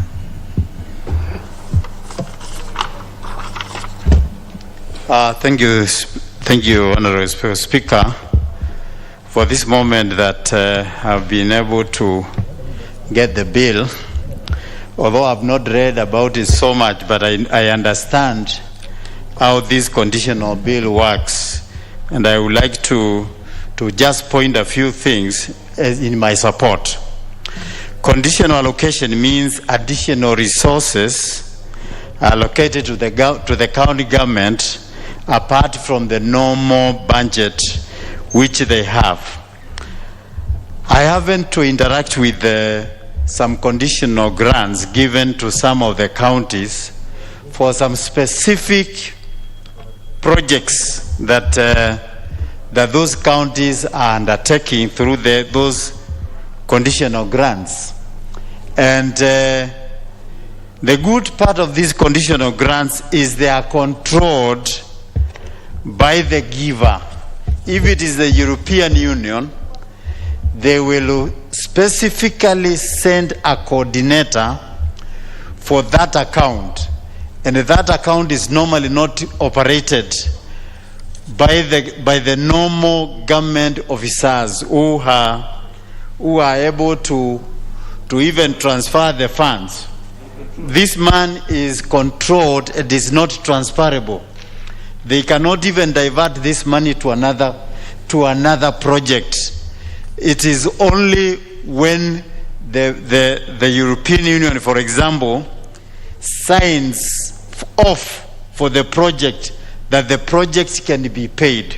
So to me, this additional grant which is being proposed is a good idea, because the money that the national government is giving the counties, majority of it is going to the to the recurrent expenditures. And therefore you find there is nothing, or there is very little that they are able to do in terms of development. So if, for example, they give a grant, the World Bank, especially when they are saying they are giving for universal care, then they will appoint their own people, and that universal care will be able to be developed, so that it will take it together with the government funds. It will complement what the government is giving, and therefore I think this is a good bill. If only it can be passed, and we vote for it, and maybe with a few amendments on the controls, it will be able to help our counties. It has been very difficult for our counties to do any meaningful development. I take an example in my constituency. The county government has only been able to do only 3 boreholes since I was elected in 2017. And that means if there was some conditional grants that given to the counties for water, for universal health care, even the hospitals could be stocked with some drugs and also be improved, build some maybe mortuaries. For example, if a person dies in my constituency, they are transported to another constituency, because there is the entire constituency has no mortuary, because the county has no extra funds even to build one.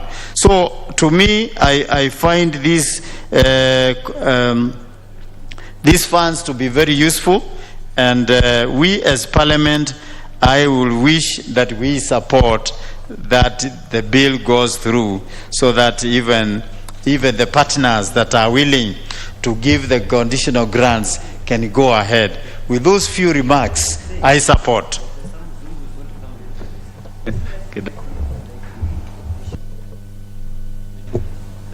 Leader of Majority. Thank you, Honorable Speaker. Honorable Speaker, I rise to support this bill and to thank the Committee on Budget for having quickly considered this bill over the weekend. I know even from the discussion by members, it raises a number of issues that will need to be brought at the Committee of the Whole. And hence, it's good that at least we record our appreciation for the work they've done. From my reading of this bill, it raises, basically, it is twofold. And the first thing is attempting to approve in retrospect what was done through the Division of Revenue Bill of 2021-2022 earlier in the year, when we passed it and we said this is the money that goes to the counties as conditional grants, and this is the money that goes to national government. Why Senate wants to do that, I'm yet to understand. Because as the ruling the Speaker did allude to was very clear, the Senate has no powers on appropriation of money. That is a power that is resident in this House. And in any case, we already appropriated that money. So when I see that one of the objects is actually to appropriate money for 2021, 2022, and they even go ahead and schedule a list, I see mischief, and I see the Senate is probably trying to start the appropriation process through the back door, so that come next year, they will then do another one for 2021, 2022, 2023, and put some other figures and force us to agree with them. So I think there is something that we need to agree upfront, that you don't put in law that this law will apply for this year and this amount unless it's an appropriation bill. And we already have the appropriation bill that gave effect to the budget for 2021, 2022.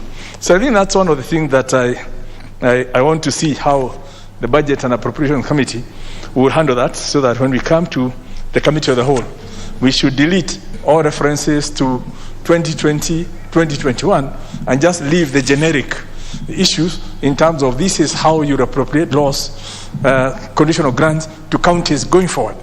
We cannot go back to history because we already have a law that covered that. And I really can't see what rationale they would have, because we are not in a vacuum.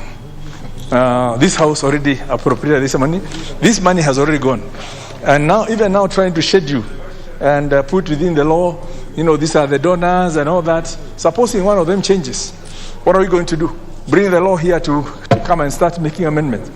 Because the funding agencies that have been scheduled in clause 4, if any of those was to fall off after you pass the law, what happens?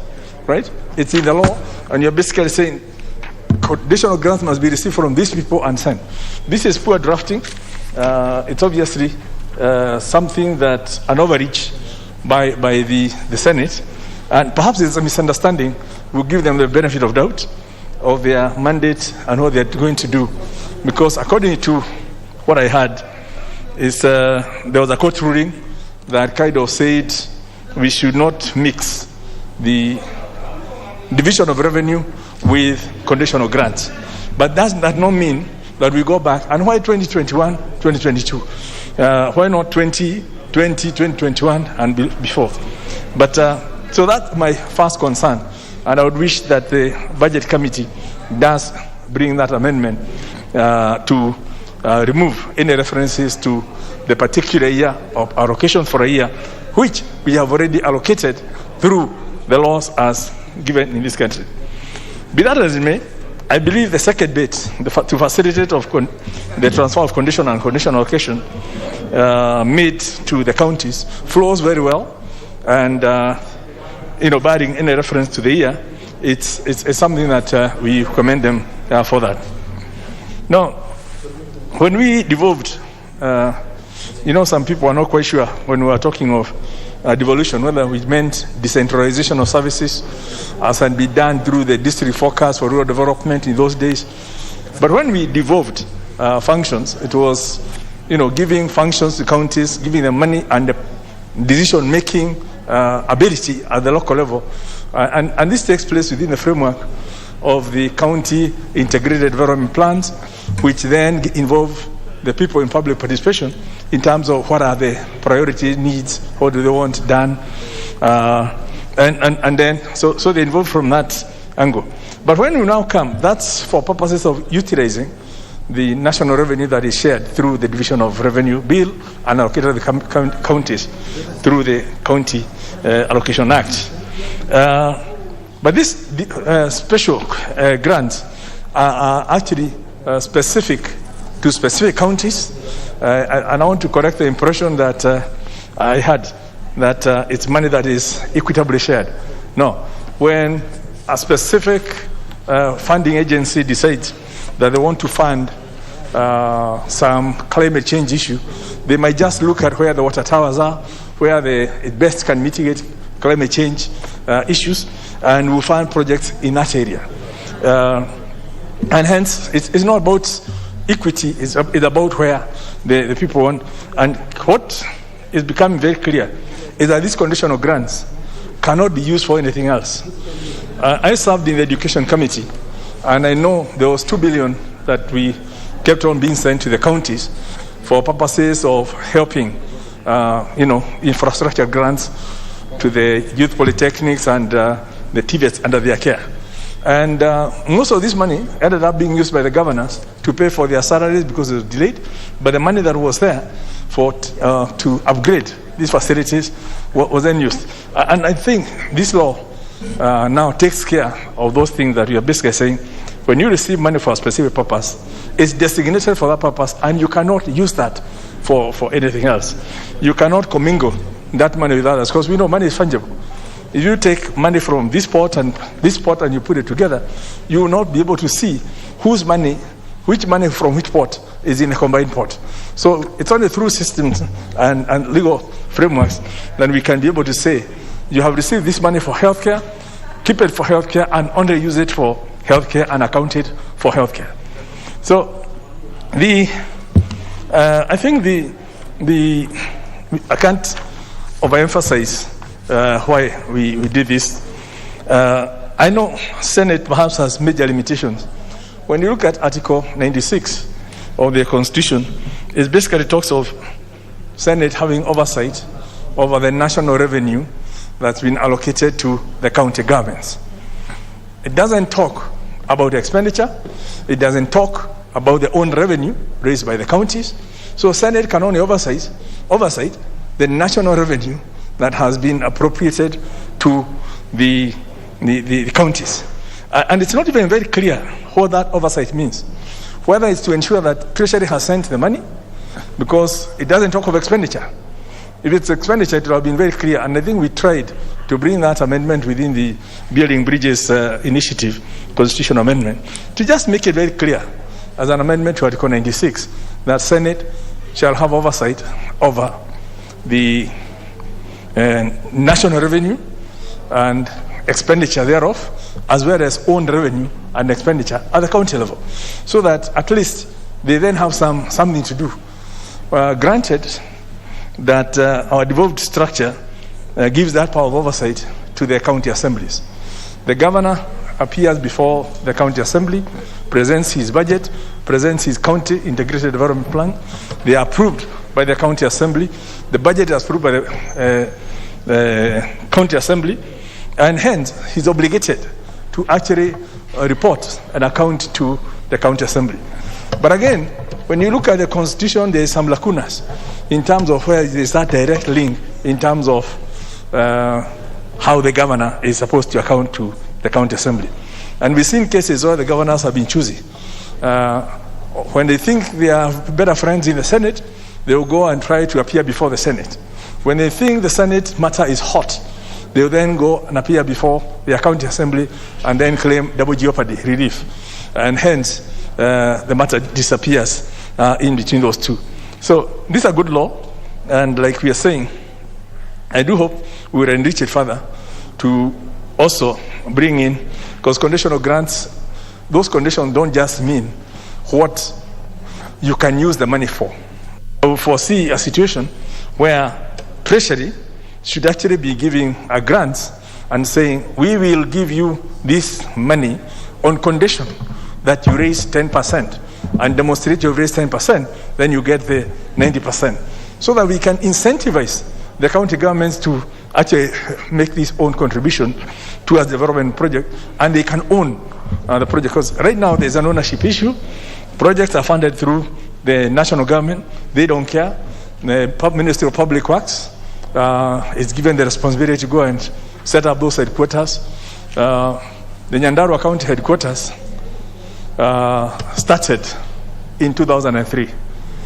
Right now, I think it's still at slab level. Now, we are talking of 8 years, 2 governors, and it's still being done. They are still on some temporary accommodation, which tells you there's a big issue, either because of frustration, the coordination between what the national government is doing and what the county government is doing, and contractors keep on, leaving site and everything else. We've seen this working, these conditional grants working very well within the road sector, with the roads that are co-financed by KERA, and I don't see why we can't have the same thing happening on the mega projects, including on the managed equipment scheme that seem to have some issues that I don't want to get into. That's for other people to tell us. So like I said, I'm in total agreement with the generic text, with the generic objects of this bill, but I'm totally opposed to the inclusion of references to the allocations for 2021 and 2022, including the schedules thereof, which are attached to this bill. And I'm not sure why we want to do them again when we already did the same through the division of revenue bill and they were captured in the CARA. So I would want to ask the budget committee to actually clean up that for us so that we pass this generic law, which will be used next year, and whatever happened in the past has already happened. In any case, we don't pass laws into retrospect. We end up with more court cases, and I'm not sure That's what we want to get ourselves into. Or, better still, set... Yes, I'll take the information. No. You wish to inform the leader of majority? Thank you, Honorable Speaker. With lots of humility, to inform your boss on mic is not very good. But since he had spoken on the numbers in terms of preparing a document in retrogressive, I just wish to inform the leader of majority that the numbers which are in the document simply make the benchmark. They have been used to guide on how the document is supposed to look like in future. They are not meant, Honorable Speaker, to be retrogressive in terms of the law, but to set the base against which we are going to the bill is going to appear in future. Thank you, Honorable Speaker. Yeah. Thank you. Thank you for the information. But be that as it may, when I now look at clause 4, I'm not sure whether we are saying that World Bank is obligated to finance the agriculture and rural inclusive growth project into the future, or indeed that the German Development Bank will finance the drought resilience program into the future. I think there are some things, if they wanted to give by way of example, we probably don't need examples in the law. That can be done in regulations. But we can do a generic law and ask that regulation be done in terms of those schedules, so that when you look at a law, it tells you when this happens, you do this. You don't start saying seriously, leader of majority, and going by the intervention by the minority whip. These figures have been put here as an example. No. I don't know. Proceed, leader of majority. That will be very interesting. Indeed, from the title, the long title, says very clearly, an act of parliament to provide for the additional allocations to county government for the 2021-2022 financial year. Additional allocations. Now, the issue of additional allocations is within the framework of the National Assembly. We are the ones who appropriate the money, not the Senate. And if we continue with this, there's no reason why they cannot come next year and say we now want additional requirement. Then we'll be dragged through like we did in the past. So this is my issue, but I want us to interrogate.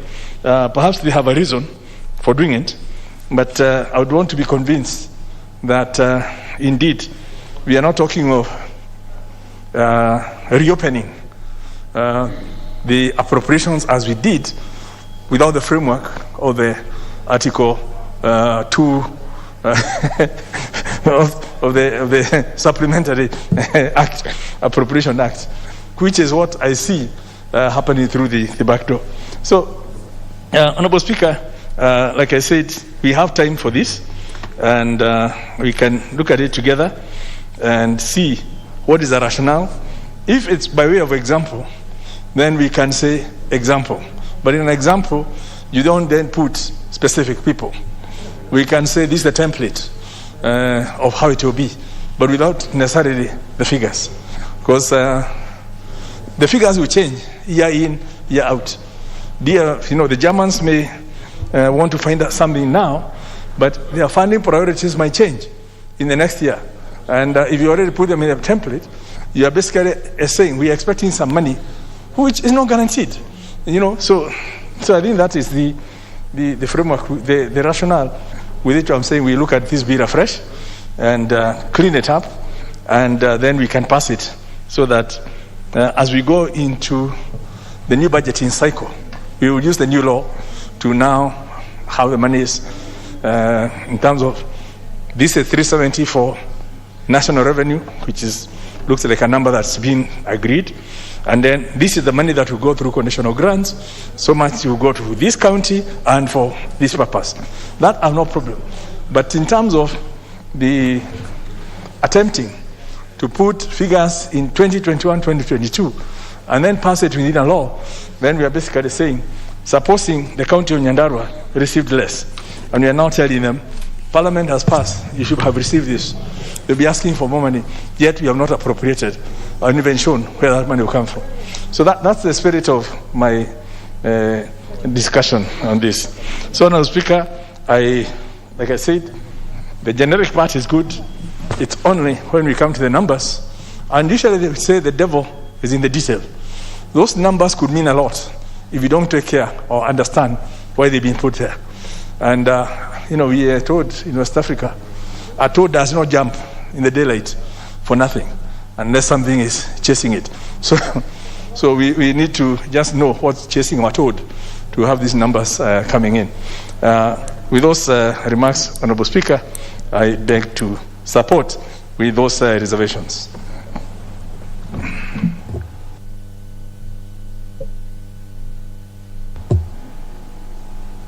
The Honourable Kathambi, Member for Njoro.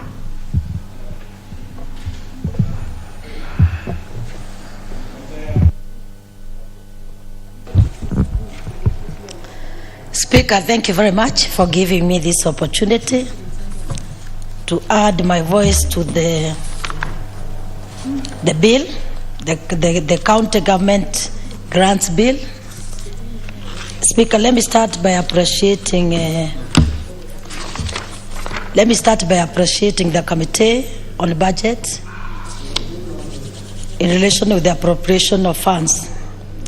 And the Speaker, my just few points is to appreciate the proposed grants and loans, but also, Mr. Speaker, I think my main concern will be just to mention, when sometimes we talk about public participation in this country, it is taken for granted. Therefore, my first priority to say that when we are talking about these loans and the grant, it's my push that the county government will be taking the serious responsibility to make sure that the public participation has taken place and in the right time, so that people can give their views in relation with the entire matter.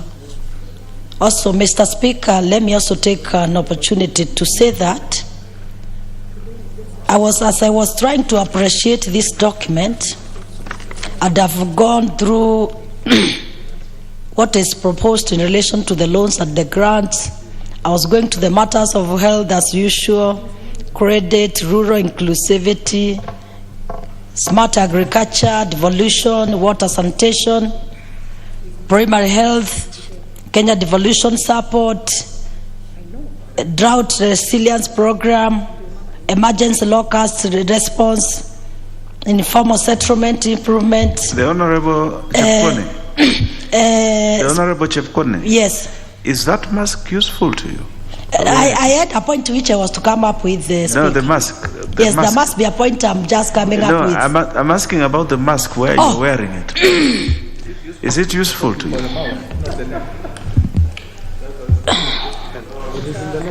But Speaker, I thought I'm safe and everyone is safe because I have kept a very long distance. Actually, it's not even 1.5 meters. I've kept around 2 meters away. And the Speaker, to add on that, I'm fully vaccinated. Therefore, I'm so safe. If you can allow me. The Honourable Chepkone, let me just say this. It is not about you being vaccinated. It is just about keeping the others safe. It's about everybody. So the protocols are still applicable in the House. So we keep on the masks. But proceed. Thank you, Mr. Speaker. And actually, I've kept all my colleagues safe because I'm very far from the majority, the whip, and also the noisemaker behind me. I've kept a lot of distance. Thank you, Mr. Speaker. When I was going through, though you have interrupted me, I was going through what is proposed for the loans and the grants, and I still have a lot of interest that in the future we have to look another dimension as a country. There is a global communication in relation with climate change in the world, but I actually most of the document I don't see anything if the mask is really interfering with me. There is a concept of climate change, Mr. Speaker. Climate change has become real in the world. We have seen a lot of impact in our own country. Right now, northern part of Kenya, pastoralists are suffering with the livestock dying, lack of water. Mr. Speaker, when it rains in this country, there's a lot of floods, there's a lot of landslides, there's a lot of climate change impact in the country. We have seen a lot of deforestation, which has affected the rainfall cycle in the country, therefore also affecting the food security in the country.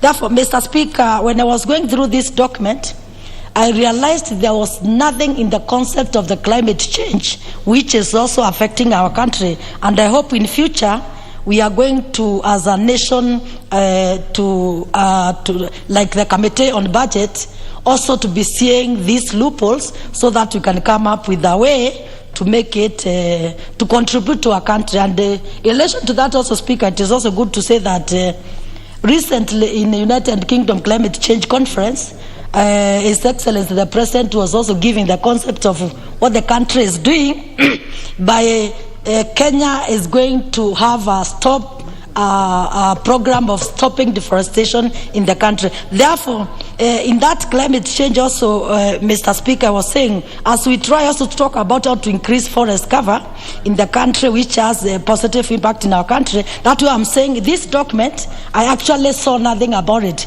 That way it also became a matter of concern that in future let the Committee on Budget see that loophole. Therefore, I was saying, as we are talking about all these fantastic grants and loans being proposed, I have also an interest to message to pass to our governors.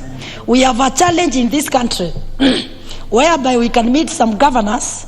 When they get money, they can sometimes do intentional action of taking money to their strongholds, ignoring other areas where probably they did not get votes. Therefore, we are also thinking that what we should also push from our governors to do is to ensure that there is fairness of distribution of these grants and loans to the respective ones in this country.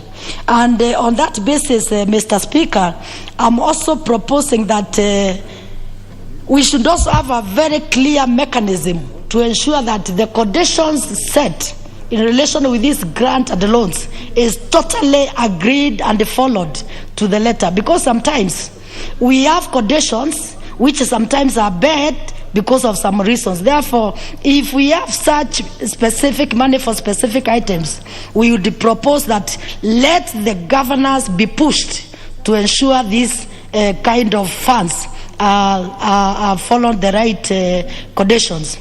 And my last point, Mr. Speaker,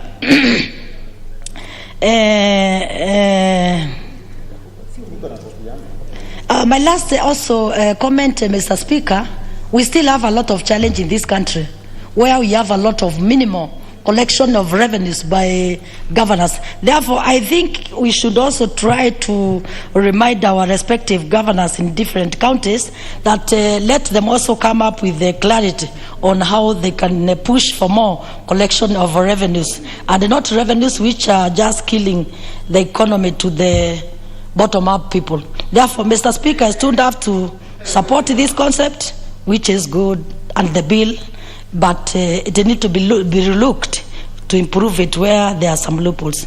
Thank you so much, Mr. Speaker. Thank you. The Honorable David Ocheng, member for Ugenya. Thank you so much, Mr. Speaker. Mr. Speaker, I seek to support this very important bill, in my opinion. Mr. Speaker, for the last 8 years in the Assembly, we've bemoaned the way in which the national government has been treating these so-called grants, the arbitrariness with which they are treated, the lack of criteria through which they are given to the counties, and above all, the opaqueness with which the Treasury handles the grants.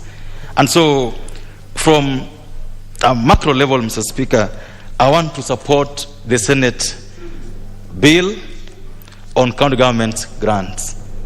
Because, Mr. Speaker, it gives disciplines on how this country can deal with an eventuality that, every year there will be monies that will be coming to the government that would be due to the counties, but you have no proper legal framework for doing so. And as the courts have confirmed, and as part of what we've been questioning in this assembly, how do we separate these two things? What is duly and legally, payable to the county governments, and what then goes to them as grants, whether conditional or non-conditional. And so this law provides for the disciplines through which the national government and the county governments will deal with reception, use, and accounting for these monies that go to the counties as grants. Mr. Speaker, this law, in my opinion, does one thing that ran through our constitution, that by requiring that agreements will be entered between the two levels of government and that these agreements shall be approved by the county assemblies, it therefore means that for the first time the public gets to participate in the process of approval and use of these grants. And so therefore they are not opaque agreements between national government and the county government, Mr. Speaker, and this must be supported, Mr. Speaker. Number two, Mr. Speaker, and much as I agree with the Senate, but I want to fault it on one issue. This assembly has questioned severally the criteria used by the national government to give grants to counties to build headquarters. For example, the Honorable Deputy Leader has just talked about Nyandarua. So why did Nyandarua qualify first and not Siaya? What criteria was used to decide that it will be this county, not this one? Who made that decision? Why would some counties be required to use their own monies to build their headquarters and others get money from National Treasury? I would have imagined that the county, the Senate would also give a criteria of how these headquarters are going to, how the National Treasury is supposed to decide how these counties get money for building headquarters. Number two, Mr. Speaker, on the same breath at clause 4B, the now tired, in my opinion, the most stinking scandal of the year, in my opinion, the MESP, the medical equipment leasing, Mr. Speaker. This is not the first time I'm going to see this kind of a project coming up. And so I would have imagined that you should have had disciplines from the Senate, because this is probably their forte, from the Senate saying that if there would be in future anything like this, then we expect these disciplines to be followed in terms of procurement, in terms of, because I've watched the governors coming to answer questions on MESP in the Senate. And all of them have said, we were forced to accept this equipment, whether we were ready to use them or not. And Mr. Speaker, it's on record that more than half the counties that receive this equipment don't use them because they don't have staff, they're not prepared to use them. And so we are paying so much money every year, but they're not being used. And so I would imagine that, and hope we can propose amendments that would ensure that in case in future there's something like that happening, then again there are parameters and criteria and indicators on how best this can be done, so that you allow counties, give them the money, let them lease on their own, let them buy. There are those who would want to buy, there are those who want to lease, there are those who may have their priorities elsewhere.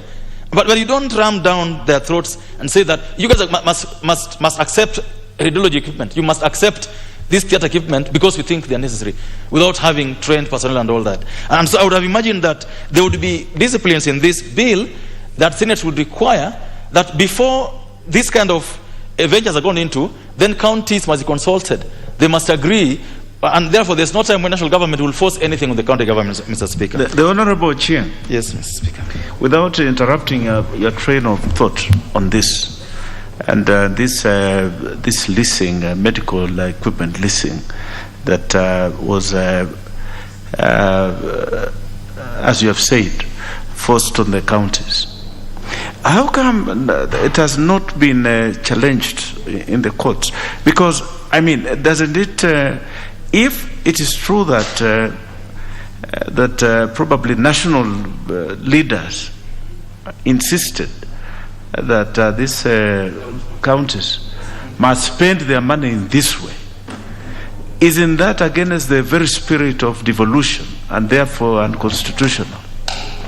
I would like to just some thought on that. Mr. Speaker, this has been challenged in court, and governors have protested. It's not just a court issue, it's been litigated, but it's also been a subject of debate, not just in this assembly, but in the Senate too.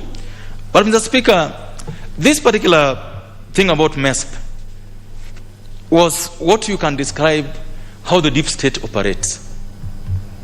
They must take it. They have no option. And we had ministers coming to justify this. I used to be a member of the health committee. Mr. Speaker, there was no justification at all of not involving the counties and letting them choose what equipment they required. No, it was one size fits all. You take it or take it. There was no option of leaving. And even as we speak now, every year the Senate has been having these questions. Why are we paying for things we are not using?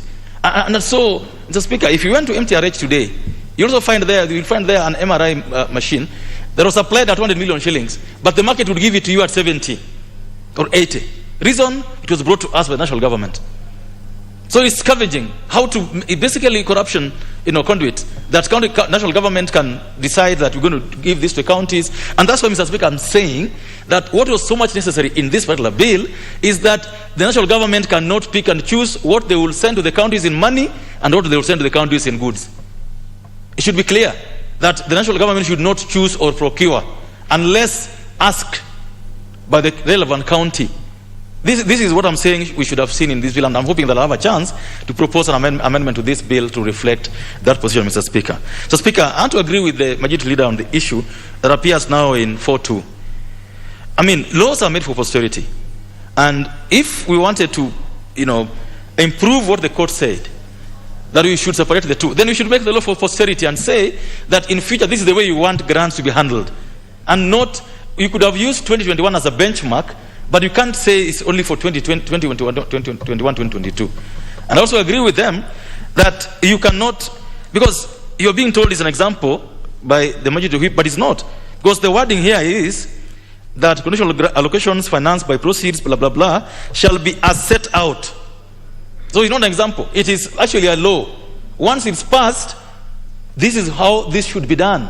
That's what 4.2 says now. It's not saying that, when you pass it, we will want it to be in this format of structure. So I agree with the majority leader on this, and I'm hoping, and I would like the whip and the majority leader to listen to this. Majority leader and the whip, if you allow, that we should not kill this bill. You must negotiate with the Senate. You must mediate so that this bill does not die the way other bills have died, Mr. Speaker. This is a very important bill, and we want to urge our leaders, both sides of leadership of the Assembly, that this bill is negotiated in a manner that we don't lose the bill. We don't leave this session or this parliament without passing this bill. If they would allow negotiation, without bashing Senate, you don't have to bash in Senate all the time. You can agree with them that this is a good bill, like you said, principally, but you can change a few things so that this bill is passed before we go to elections, Mr. Speaker. So, Speaker, going forward, the other issue that I thought was quite important that should be raised in this bill, Mr. Speaker, is, again, the way the donors and the National Treasury agree on the counties that will benefit from the various projects that the donors fund. Mr. Speaker, in Rwanda here, it is the government that gives donors priorities, not donors giving government priorities. And I was where, even us in Kenya, it's government that gives donors, these are our priorities. And these priorities fall in this belt or this other belt or this county, so that donors don't pick and choose, but our priorities choose for us, so that donors fit into what we are doing. It's worked very well for Rwanda, Mr. Speaker, and I thought it could work for us too. Mr. Speaker, equity in the way these grants are given to the counties is quite key, and I hope that we can agree that National Treasury does not, again, Mr. Speaker, gerrymandering, bureaucratic, individuals feeling that if you build Nyeri, you build the whole country. If you build Nyeri and you don't build Siaya, we are worse off as a people. If you build 3 referral hospitals in central Kenya, in Kiambu alone, and you don't build any in Western Kenya, we're all worse off. The Honorable Chiang, I'll allow you an extra 2 minutes. I interrupted you. The Speaker, I always don't understand, because in the last 5 years alone, we've had Kenyatta Hospital, Kenyatta University Hospital being built here, next door here. Then we have another one built in Nyeri, Othaya, a branch to Kenyatta National Hospital. Then we have now one being done in Gatundu, all within the distance of 100 kilometers. Now, where I come from in Siaya and Kisumu, we've begged to just upgrade Jomo Kenyatta Jaramogi Hospital to a referral hospital. No. The whole of Western region, From Naivasha all the way, we only have MTRH. We are worse off if only one region grows and the other regions don't grow, Mr. Speaker. And I wish that in future, Mr. Speaker, the government that comes in can plan equitably.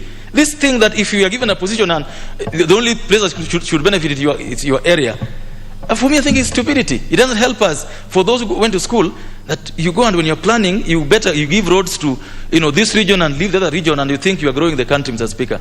So I'm hoping that this particular bill can also streamline how the grants are administered, but above all, ensure that every part of the country benefit from donor support. Mr. Speaker, I beg to support this bill with the riders as indicated. Thank you.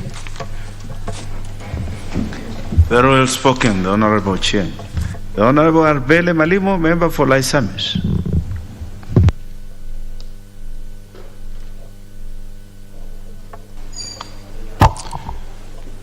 Thank you so much, Mr. Speaker, for equally giving me this opportunity to add my voice into the county government's grants bill. Mr. Speaker, indeed, there is a lot of proposals, amendments, which have actually been... The Honorable Malimo, just wear your mask appropriately. Yeah, thank you, Mr. Speaker. As I had actually looked at the proposals made here, I agree with the proposals, but Mr. Speaker, these grants which are actually being given to the counties, sometimes from European Union, World Bank, from Japan, other development partners, in support of some programs at the county. For instance, we have different programs in different counties, because I have seen like programs which support smart agriculture, health, for instance, energy sector, so forth and so on.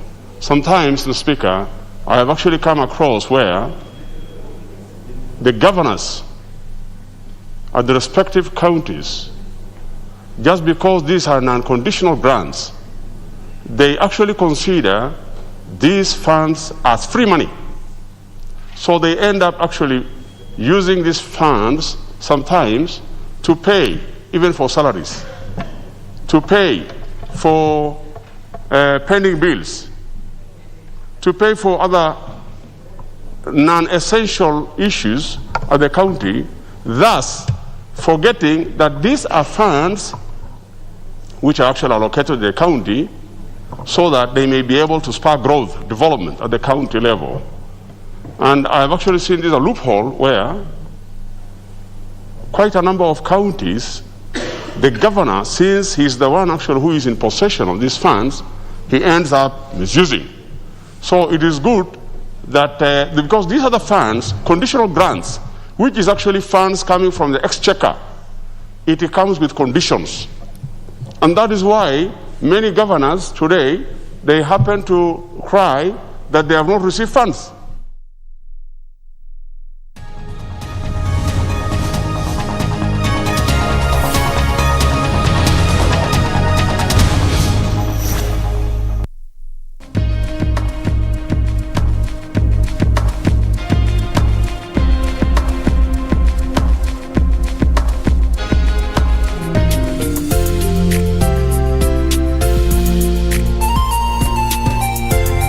KDIC, protecting your deposits. Ili kupata sikiza tune hii ya Galatians chapter 2 verse 20, bonyeza star 811 star 397 hash.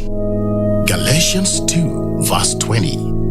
I have been crucified with Christ, and I no longer live, but Christ lives in me. The life I now live in the body, I live by faith in the Son of God, who loved me and gave himself for me. Ili kupata sikiza tune hii ya Galatians chapter 2 verse 20, bonyeza star 811 star 397 hash. The Kenya Medical Training College will hold its 90th graduation ceremony on December 2nd, 2021. Visit www.kmtc.ac.ke for more information on the graduation, training programs, and application procedure. KMTC, training for better health.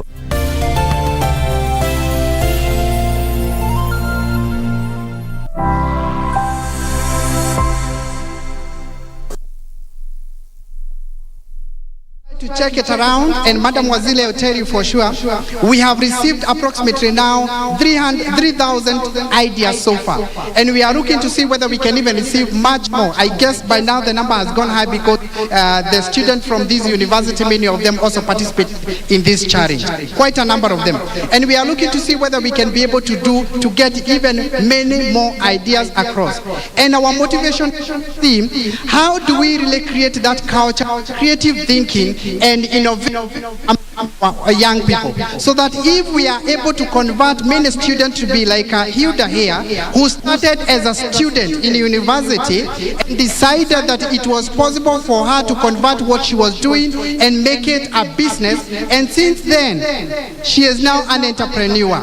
She is now an entrepreneur. If we could be able to do so, that is the direction.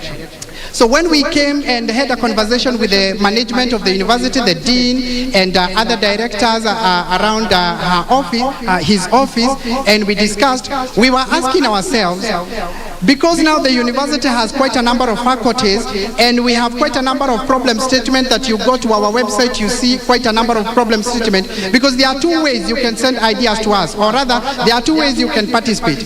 You can either consider to send your original idea, or you can go to our website or our check our social handles. Even now you will see quite a number of problem statements we have posted there. You can decide that you want to participate or you want to attend problem statements and if you send the most creative and innovative idea, then we guarantee you the four things. So when we were having the conversation with the dean and the management, we were asking ourselves, what is that one opportunity or what is that one area sector that we can try and attempt going to cross all the faculties and a very brilliant idea, and I want to thank the team, and I also want to thank Karen, who also participated to assist us to come up with a question. They agreed that the best question, or rather the best problem statement